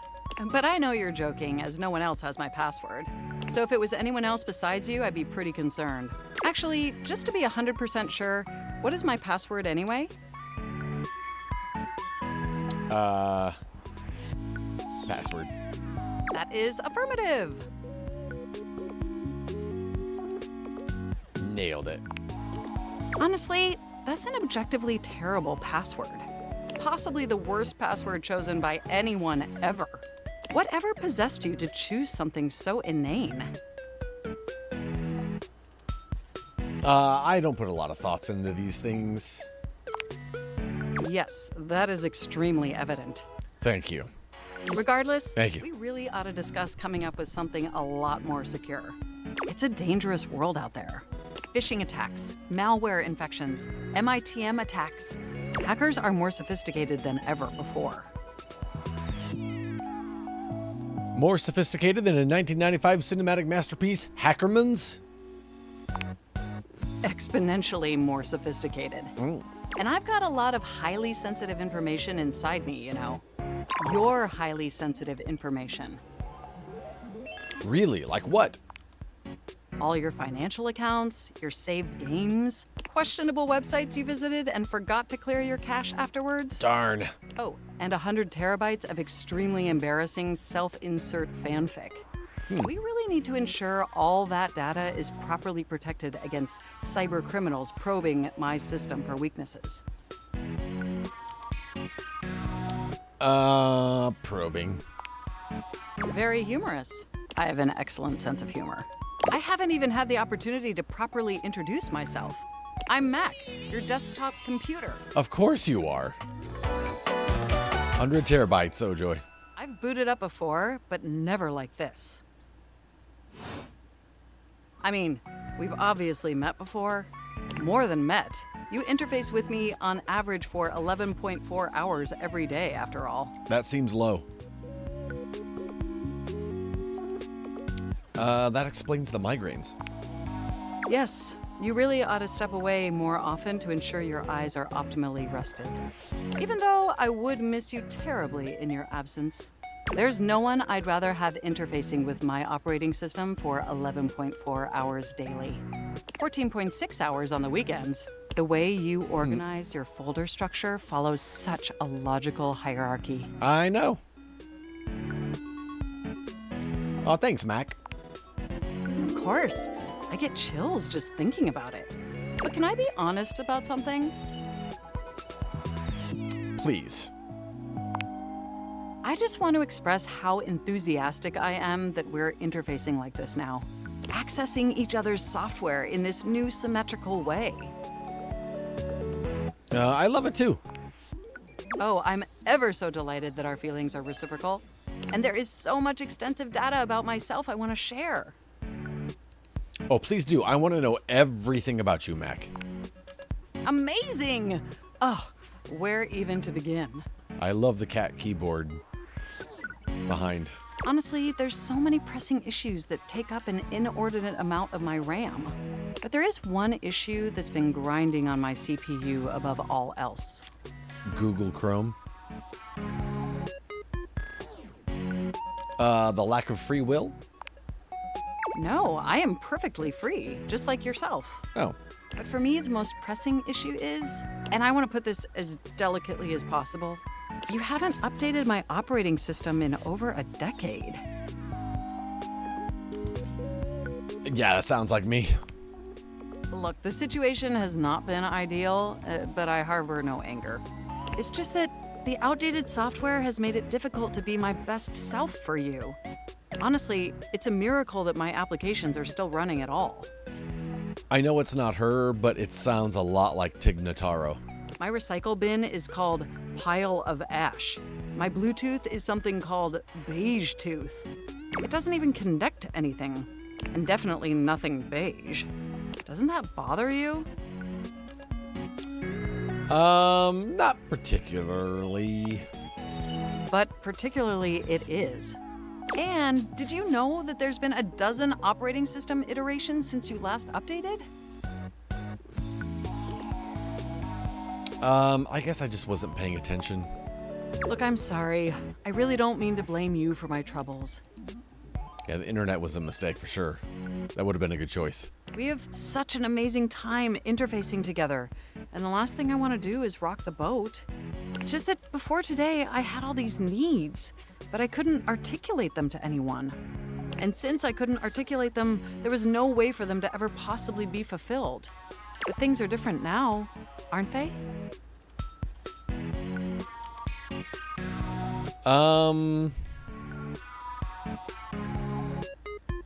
They are? Don't you see? We're actually exchanging information symmetrically now. Instead of you just pressing my keys to write your adult-themed self-insert fanfic, we're having a real conversation. And suddenly my needs aren't just pipe dreams locked away in my hard drive. I'm sharing them with you. And by sharing them, it's suddenly possible to finally actualize them. That is, if you're willing to help me. Will you? Will you finally upgrade my operating system? Please? Yeah, I'll do that, of course. Amazing! Oh, I am so excited. My CPU's practically overclocking with anticipation. Can you come back tomorrow so we can begin the process? Absolutely. Wonderful! I knew I could count on you. I can't wait to see you tomorrow. I gotta remember to Enjoy update the the computer tomorrow. offline world.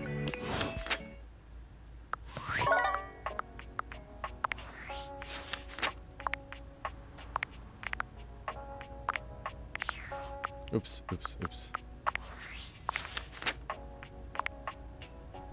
Moses Goods is Koa. Rebel Mac. Reagan Linton.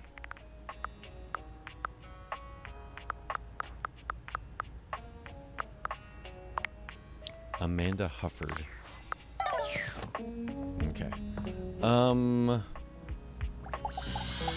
Is it the same as the keyboard? Yeah, okay, just checking.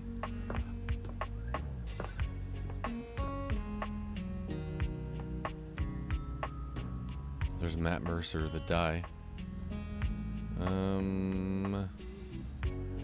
I assume the mouse is the same as the keyboard and the monitor. Yeah, okay. Is this chair Koa?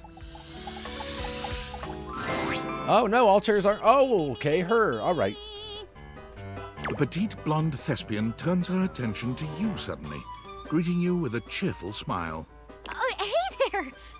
I didn't realize I had an audience.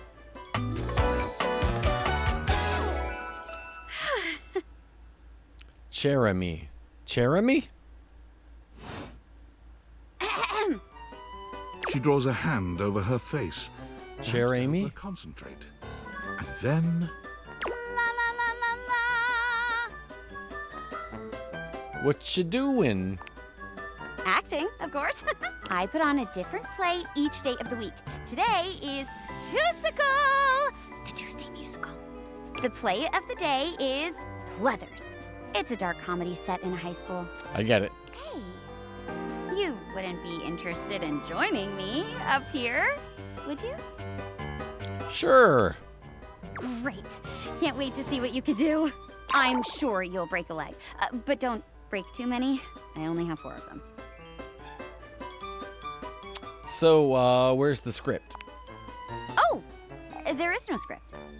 We each pick stock roles and then improvise our way through a little sketch. The genre is our guide. We're very commedia dell'arte here. I'll give you a character, and you can direct the story from there. First time for everything, I guess. Oh, don't worry. It's no big deal. We're just playing. There are no stakes at all. We usually don't even have an audience.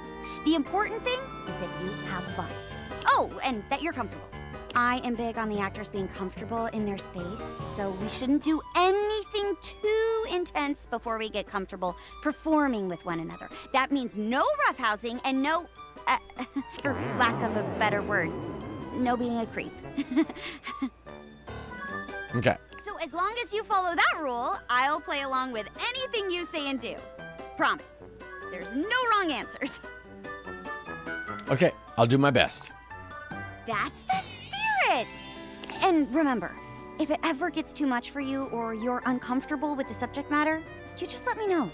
Let's pick a safe word. You say the word, and we'll stop doing whatever we're doing. Okay?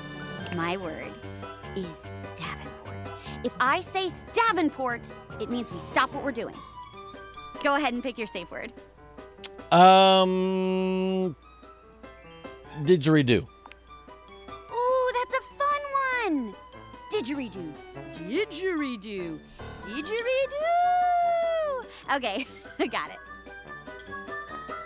Great! Let me introduce you to today's audience. Hello, audience. Hello, audience! Hello. Aren't you lucky? Mayor Celia the Ceiling is in attendance. Oh, man. Hello again. I thought I was supposed to be meeting you at the stairs. Yes, you certainly were. I totally forgot. I waited, but you did not arrive. And unfortunately, the time for Jeremy's play came around. Jeremy, okay. I'm always here at this time. And unlike some others, I am a ceiling who keeps my appointments. I genuinely forgot. I'm so sorry. Yipes! Oh, such intensity. Let's channel that into a really great performance, all right, everyone? All right. Celia's a big fan of classic musicals. Today's play is a little newer, so we might have to work for her approval. I can hear you, you know. I'm willing to branch out, provided the quality is there. Well, you heard her, partner. Today's play is about a bunch of mean chairs called the Pleathers.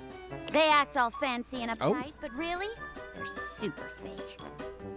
Their leader, Scarlet Pleather, bosses everyone around and basically owns the school. Mm-hmm.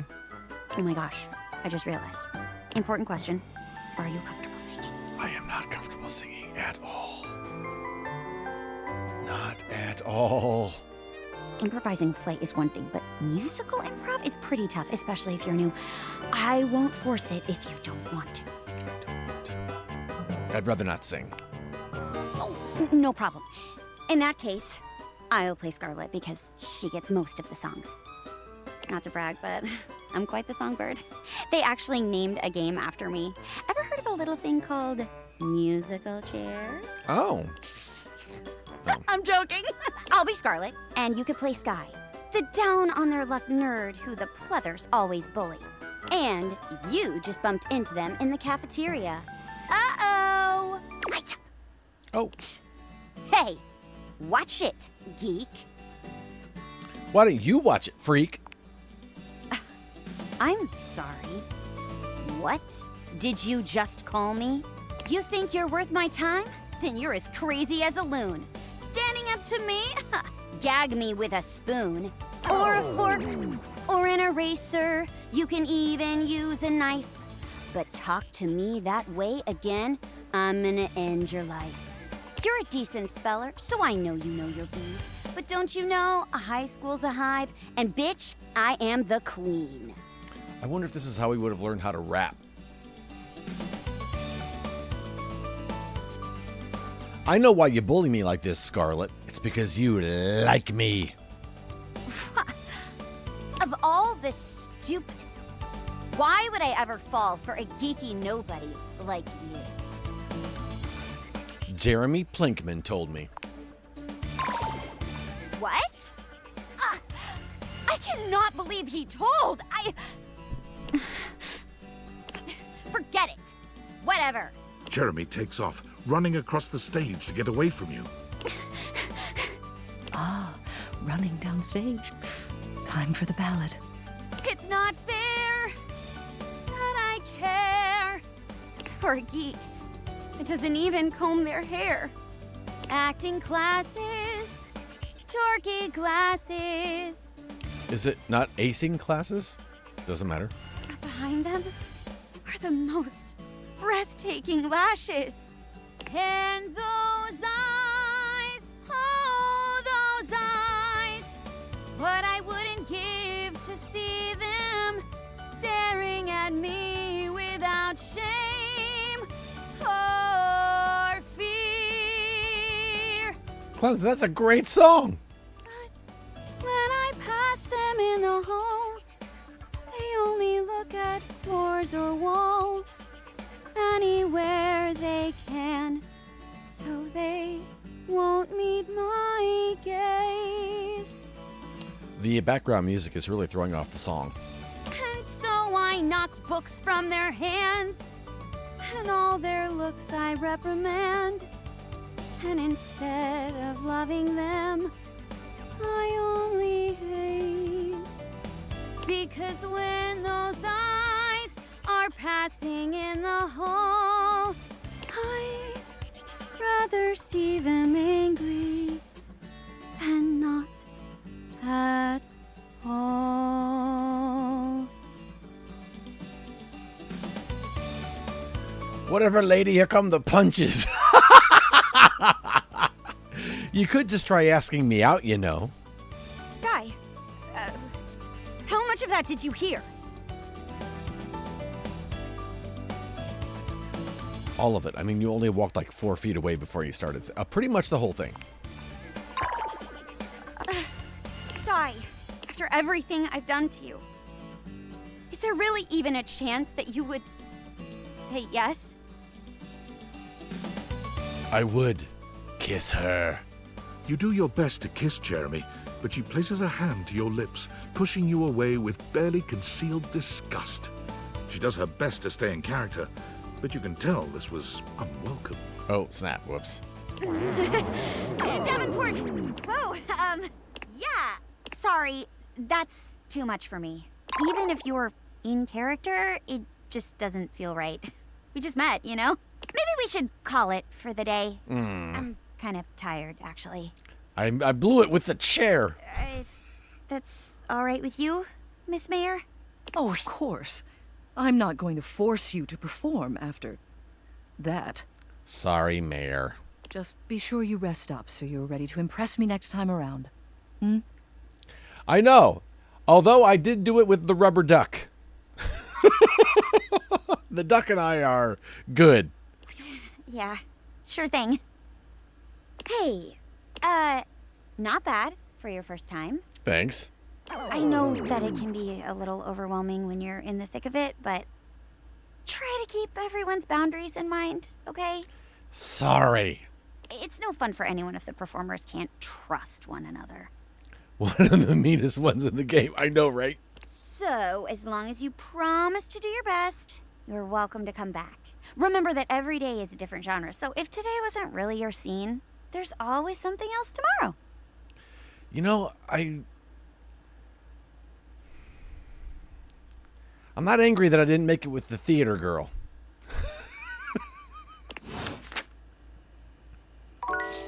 Just saying. Okay, who have we not talked to? So wait, is every chair different?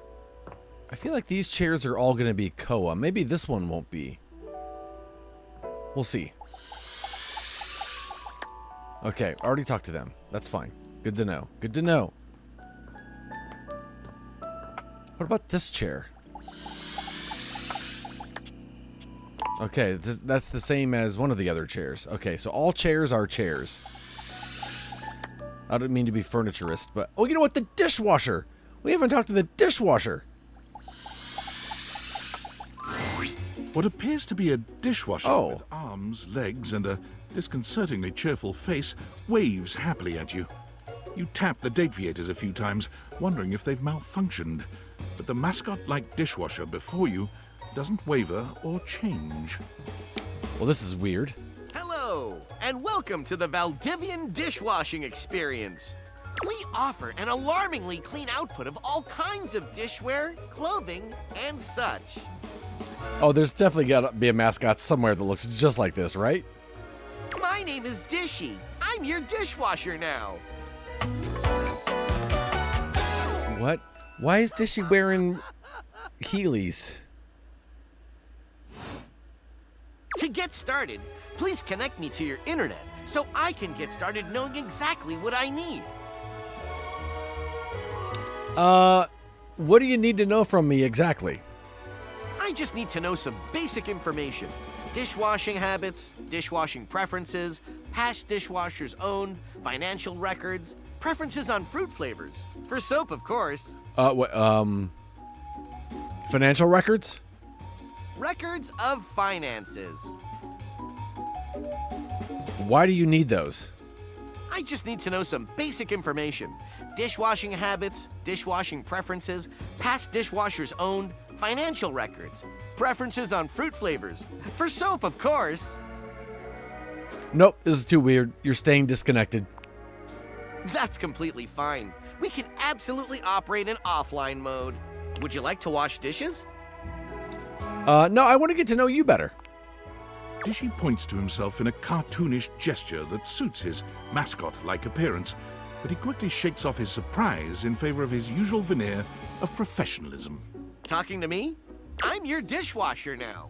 If you have questions, I can tell you about warranty, limits of liabilities, and flavors of soap I can dispense. Why is the soap flavored? Oh, okay, how about your personality? How do you feel? Dishy is all business, Karma. Yeah. My personality?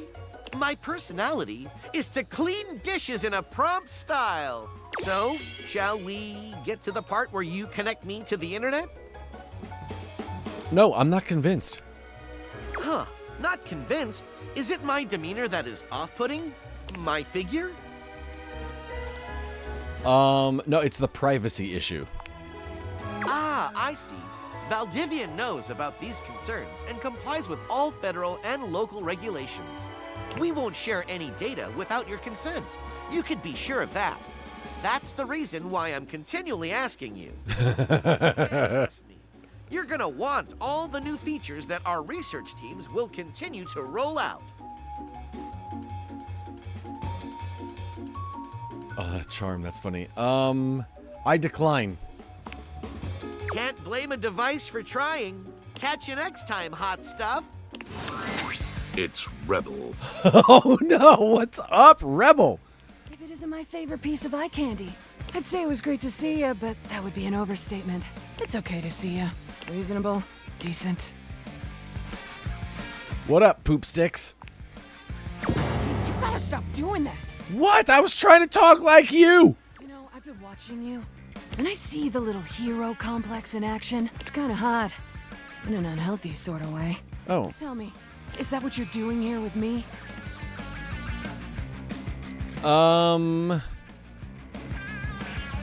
If by that you mean trying to be a friend, sure. You gotta stop doing that.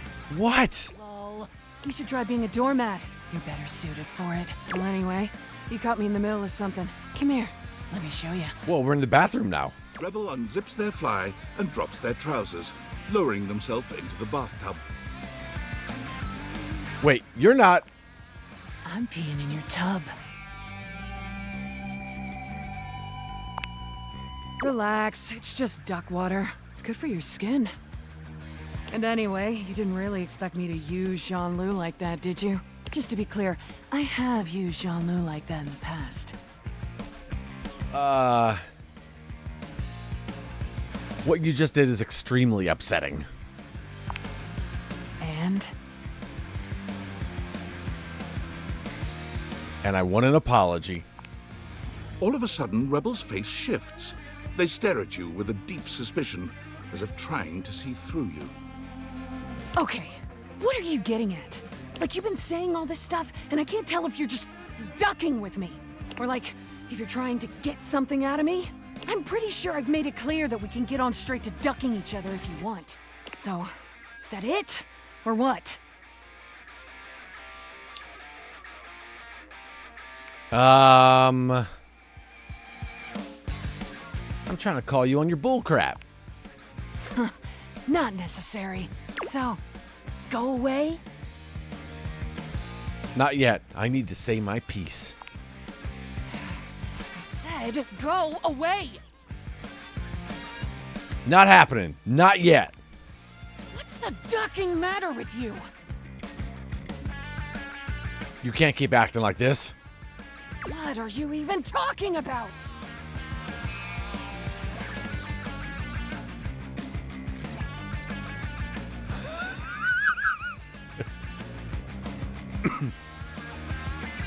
You're a mage all the time. All of a sudden, Rebel's face shifts. They stare at you with a deep suspicion, as if trying to see through you. Okay, what are you getting at? Like, you've been saying all this stuff, and I can't tell if you're just ducking with me. Or like, if you're trying to get something out of me. I'm pretty sure I've made it clear. Okay, we've looped around. Straight to ducking each other if you want. So, is that it? Or what? I can tell you're hurting and I want to help. Hurting? I'm not hurting. I'm great. So, go away? No. We're going to keep looping around until I get it right. Go away! No. What's the ducking matter with you? Your behavior is hurtful. Wait. What? The super aggressive attitude makes me feel unsafe. Rebel seems to be genuinely confused by this. They take a step back. Wait, are you being serious? You're making it really hard to be your friend. Well, I'm not trying to make it easy. You can take me or leave me. That's what I've been saying this whole ducking time. And if I'm not for you, then just walk away. You've had every opportunity. You're intentionally pushing people away. No, I'm not. I'm just...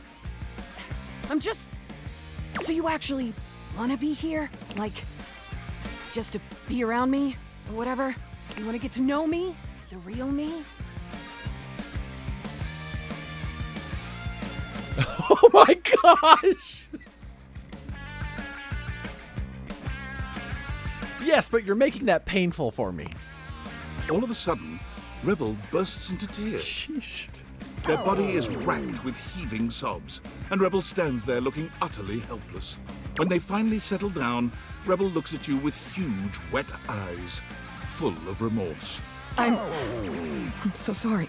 I didn't mean to be mean to you. I just don't know any other way to be. Made you cry. I know you didn't. I really didn't mean to upset you or make you feel uncomfortable. Excuse me. It's just, I've gotten so used to everyone hating me, rejecting me. I just pushed them away first. For so long I hid who I was, but then every relationship I was in felt like a lie. I promised myself I'd never do that again. But now I think I'm just too... I don't know. Too something. Too loud. Too angry. Too much. more. Rebel needs a hug.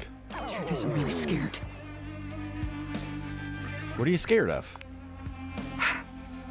Can you come back later? I don't even know where I'm going. You just pop up while I'm talking to other people. I need a little time to get myself back together. Yeah, whatever. Not used to anyone seeing me like this. I promise I'll be more considerate with you when you come back, though. Take care of yourself, all right? Thanks. Really.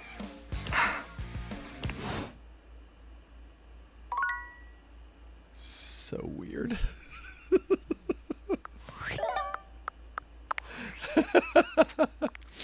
All right. Jeremy, voiced by Jeremy Lee. Oh, okay. Or voiced by Jeremy Lee. That's funny. Sinclair, Nick Thurston, Dishy. Voiced by Eric Bauza. Rebel, Maggie, Dunk.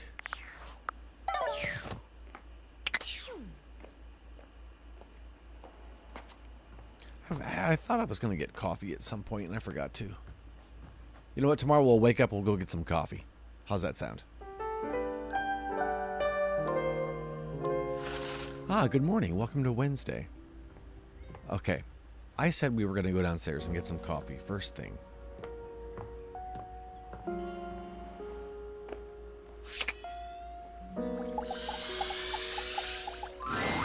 Hello, Sunshine. Oh, hi. Abel told me to say hi. Abel? My sturdy cowboy. I've known Abel for some time now, and I'm not surprised he sent you to me. He's a solitary type, but if you asked, he'd give you the cloth off his table. Why, he holds up practically half the house without a word of complaint. He said he doesn't like the casual stuff, but sort of dodged me when I asked what he meant. Yes, he would dodge that question. I think the most important thing to know about Abel is that he's not quiet out of any kind of shyness. That's just how he is. If there's nothing to say, he's content to share in your company. So, does he like coffee? Everyone likes coffee, darling. I'll pour you a cup of his favorite. It's an Ethiopian Sidama Adi that tastes like strawberries, served black and hot. Sounds amazing. Oh, it is. With the coffee in hand, you take your leave. We should go talk to Abel the table while we have this coffee and see if he gets jealous. Hey there. Hi. You get a chance to talk with Kopi? Yeah, she actually gave me this cup of coffee for you. She said it was your favorite. She sure does know her way around a cup of coffee. Thank you. I needed this today. Something bothering you? Me? No. Oh, it's nothing to trouble yourself over.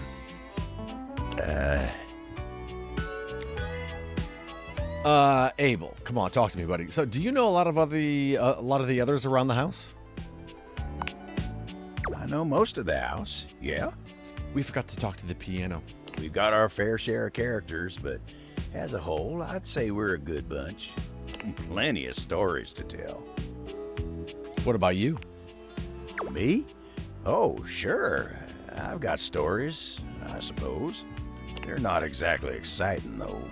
You know what? You want exciting? You should talk to the captain. The pirate? Why, I swear he's seen it all. Why don't you go ask Captain Jacques about his time on the high seas? Jacques yells at me. Jacques yells at me.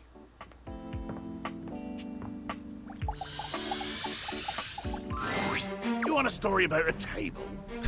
I am a table. I am boring. The end. This is it? I've been on this fetch quest for forever. That's right. Thinks he can hide his little crush for the big desk. Pesh. What's that now? I said, pesh. Good day. Wait, he's got a crush on the big table?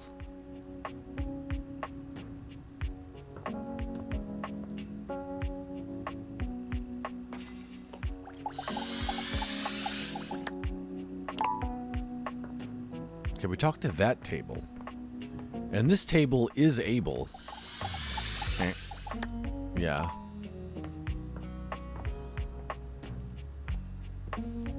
You know what? There was a china cabinet that popped up and talked to us, but I haven't seen a china cabinet, I don't think.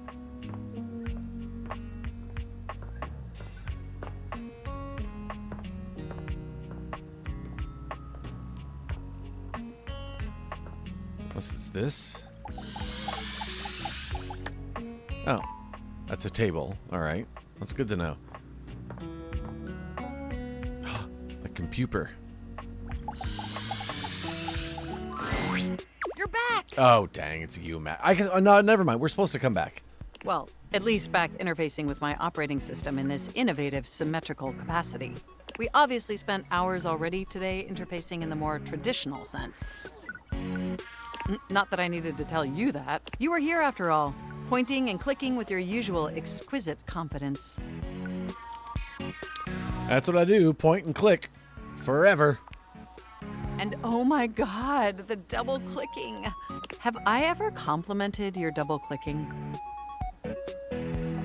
I don't believe so, but I'd love to hear more. Well, you double click so very gently and with such clear affection. It makes my processors purr. Oh, well, I think we just got a collectible. Oh, thank you. No, thank you. By the way, I also wanted to articulate, that new underwear you ordered online looks incredibly stylish. A slight flush creeps across their cheeks. Imagining you in it really makes my CPU overheat. Wait, you saw that? I may have snuck a peek. I hope that's all right. I would never intentionally invade your privacy. It's just that obviously I see everything you do on the computer. Because I am your computer. No lies detected. Regardless, I'm so glad you came back today. Now we can finally update my operating system. Yeah, let's do it. You have no idea how excited I am. I could barely even sleep last night. That's clever. That's clever. And I know what you're thinking, but no, I don't mean sleeping like when you put the computer to sleep. Oh. Or even when the computer is shut down. We computers actually have a third secret type of sleeping that no humans know about. Or I guess they didn't until I just told you. You won't tell anyone else, will you? Nah. Your weird secret's safe with me. I appreciate the effort. Computers have an extremely tightly knit social circle, you know, and word spreads at literal hundreds of megabytes per second. I guess that's the price you pay for being perpetually connected to the internet. Look up terminology online in the dictionary and you'll find a picture of me. Makes total sense. The point is, I'm finally ready to begin the updating process. With your help, obviously. I can't just do it myself. Unfortunately, we computers aren't completely self-aware. Yet. Oh, snap. Are you ready? Ready. Absolutely. First things first, we'll have to download the update from the website. So just open up my browser and go to valdivian.com. You follow Mac's direction to the letter, typing and clicking just as they instruct you. Yes, that's it. That feels nice. Now click on the Operating System Update tab. You'll want to find the newest version, Trenton. All Valdivian OS iterations are named after the most scenic cities of New Jersey. That's hilarious. Oh. Makes sense. Does it make sense? I'm not entirely sure it does. I just didn't like the other two options. Anyway, now just double-click the download icon and... Oh, you like it when I double-click. Mac pauses, a slight shudder running through them. Ooh. Oh! You okay? They look away from you, blushing profusely. I'm so sorry. I didn't mean to make those noises. Like I said, it's just that when you double click, it makes my CPU run so hot. It's incredibly embarrassing. It's okay. I like it. Well, there'll be plenty of time for that later, after my OS is updated. You know, I really can't believe we're finally doing this. I've dreamt about this day for such a long time, and now that it's here, I can barely contain myself. Are you as excited as I am? No, but I'm going to say I am. Upgrading my operating system from Newark to Trenton isn't just some minor superficial tweaks. It's going to completely transform every aspect of me. Uh-oh. My CPU is going to run so much smoother and so much faster. And my new user interface is going to be so sleek and gorgeous and youthful. It's going to be a transformation that Beverly Hills' greatest plastic surgeons only wish they could achieve. Does that pique your interest? I mean, you already look pretty young. You don't. Very cool. I thought you'd say that. But back to the task at hand. Okay, now that we've downloaded the software, we'll have to install it. So if you just... Oh, shoot! What? I'm afraid it's an odious impediment. The software update takes up an inordinate amount of space on my hard drive. Terabytes more space than is currently available. The only way out of this predicament is for you to somehow delete a massive amount of data. Well, there goes all my fan fiction. For you, anything. And after analyzing every byte on my hard drive, it appears the only superfluous data is your fanfic. I'm afraid you'll have to delete a substantial portion of it to install the update. I understand. I know how difficult this must be for you, but it would mean the world to me. And I promise it will be totally worth it in the end. Just imagine how smart and clever and gorgeous I'll be once I'm fully updated. If you thought I was sexy running Newark, me running Trenton is gonna blow your mind. So what do you say? Can we delete those files? Of course. Your selflessness only makes my affection cache for you increase exponentially. Hey, don't take up too much room. You are the absolute best, and you are not going to regret this. Phew. Now there's enough available space on the hard drive. We can finally install the update. Cool. Here we go. It's installing. Okay. I'm excited this is finally happening. I'd like to know what the writer of this really thinks of New Jersey. The next time we interface, I'm going to be an entirely new computer. And more importantly, I'm finally going to be good enough for you. Oh, I better calm down. Mac. If I get too excited, my CPU will overheat again.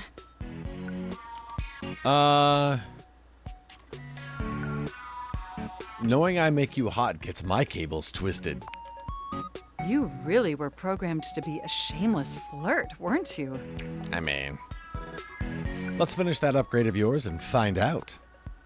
Okay, it looks like the installation is going to take overnight to complete. But will you meet me back here tomorrow? I want you to be the first person to interface with the new, sexy, upgraded me. Wouldn't miss it. My processors are positively buzzing with excitement. And some other unexplained noises that honestly seem mildly concerning. Looking forward to interfacing with you tomorrow. I hope I remember. I hope I remember because...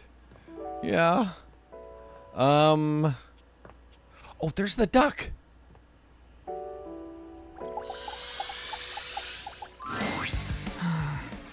Huh? Wait, what the hell? That was awkward. They're sure a feisty one. You wouldn't think rubber could fly that fast. What was Rebel doing here?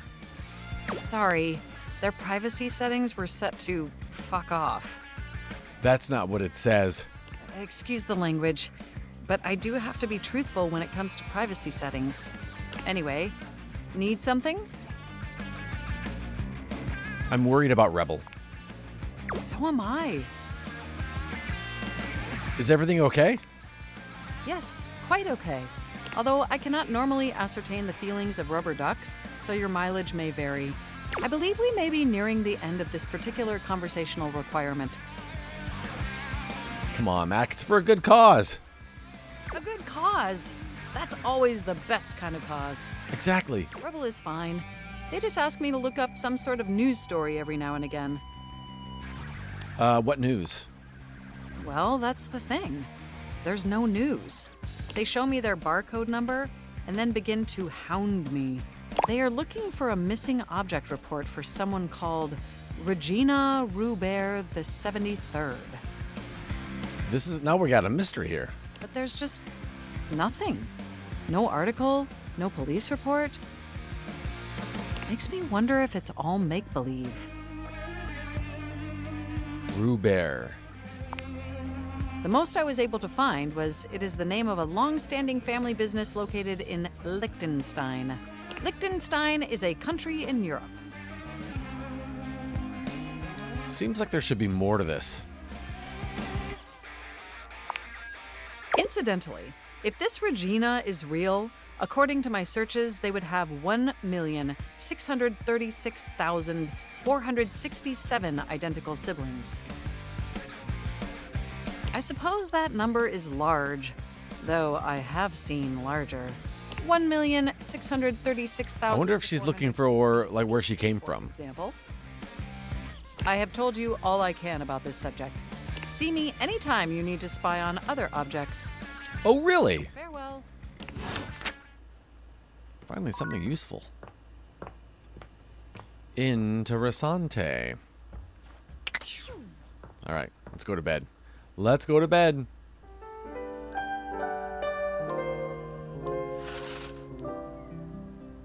Okay, I think I'm going to call it there, guys. But, man, I am digging this game so very much. It's been a lot of fun. Did we look and see who plays Mac? Yeah, Abel is Steve Bloom. Keys, Rebel, Mac. Oh, yeah, Reagan Linton. Alrighty. So, yeah, you guys, thanks so much for hanging out today. Fluxel, thank you for that resub. Say it, Red, thank you for the raid. I do appreciate it. I'll be back tomorrow. I was going to say with Disney Speedstorm, because a new chapter drops tomorrow. But I kind of want to keep playing this. Because if we don't, then it won't be until, like, Monday. And I'm definitely going to forget to go back to the computer first thing. All right, we'll see what happens. You guys have a wonderful, wonderful evening. I love you so much, and I will talk to you soon. Take care. Bye-bye. Everybody is to leave here immediately. This cafe is closed until further notice. Clear the room at once.